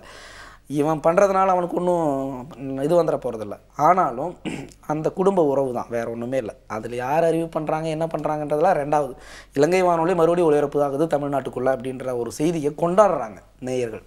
ஓகே, இப்போ நீங்கள் சொன்னதுலேருந்தே தான் வந்து என்னோட அடுத்த கேள்வின்னு கூட சொல்லலாம் சார். நீங்கள் சொன்னீங்களே ஒரு குடும்ப உறவு, ஒரு நேயருக்கும் அந்த அறிவிப்பாளருக்கும் வந்து பார்த்திங்கன்னா அந்த மாதிரியான ஒரு ரிலேஷன்ஷிப் இருக்கணும் அப்படிங்கிறது வந்து ஒரு கட்டாயம்னு சொன்னீங்க. இந்த ரிலேஷன்ஷிப் அப்படின்னு சொல்லும் போதே பார்த்தீங்கன்னா அது கூட வந்து ஒரு ரெஸ்பான்சிபிலிட்டியும் வந்து வந்துடுது இல்லையா? அறிவிப்பாளர்களுக்கு பொதுவாக வந்து ஊடகத்துறையில் இருக்கிற எல்லாருக்குமே வந்து ரெஸ்பான்சிபிலிட்டிஸ்ன்றது வந்து அதிகம். ஏன்னா அவங்க வந்து ஒருத்தருடைய கருத்தை வந்து பிரதிபலிக்கிறாங்க. அதே மாதிரி ரேடியோ ஆட்களுக்கும் அது ரொம்பவே அவசியம். ஏன் இந்த கேள்வியை நான் கேட்குறேன் அப்படின்னு பார்த்தீங்கன்னா, இன்னைக்கு வந்து ஒருத்தர் ஒரு ரேடியோ வந்து கேட்டுருக்காரு, ஒரு அறிவிப்பாளர் வந்து பேசி முடிச்சதுக்கப்புறம் ஆமாம் அவர் என்ன சொன்னாரு ஞாபகம் இருக்கான்னா தெரியல அப்படின்றாங்க. ஏன்னா இன்னைக்கு வந்து ரேடியோவில் பேசுறது ரொம்ப ஃபாஸ்ட்டாக பேசக்கூடிய ஒரு தன்மை வந்துருச்சு. ஸோ ஒரு தொகுப்பாளருக்கோ இல்லை ஒரு அறிவிப்பாளருக்கோ அவங்களுடைய ரெஸ்பான்சிபிலிட்டி ரேடியோ துறையில் எப்படி இருக்கும்னு சொல்லுங்கள். முதல்ல அறிவிப்பாளருக்கு வந்து கரண்ட் நியூஸ், அதாவது கண்டெம்ப்ரரியாக என்ன போயிட்டுருக்குன்றது தெரியணும். ஏன்னா இன்றைக்கி அறிவிப்பாளரோட நேயர்கள் ரொம்ப கிளவராக இருக்கான். உதாரணத்துக்கு கடந்த வாரத்தில் ஒரு வானொலி, நம்ம சென்னையில் இருக்க ஒரு தனியார் வானொலி மாதுரு பாகனை பற்றி பேசிகிட்டு இருக்குது. இதெல்லாம் ஒரு 5 வருடம் போது சாத்தியமே கிடையாது.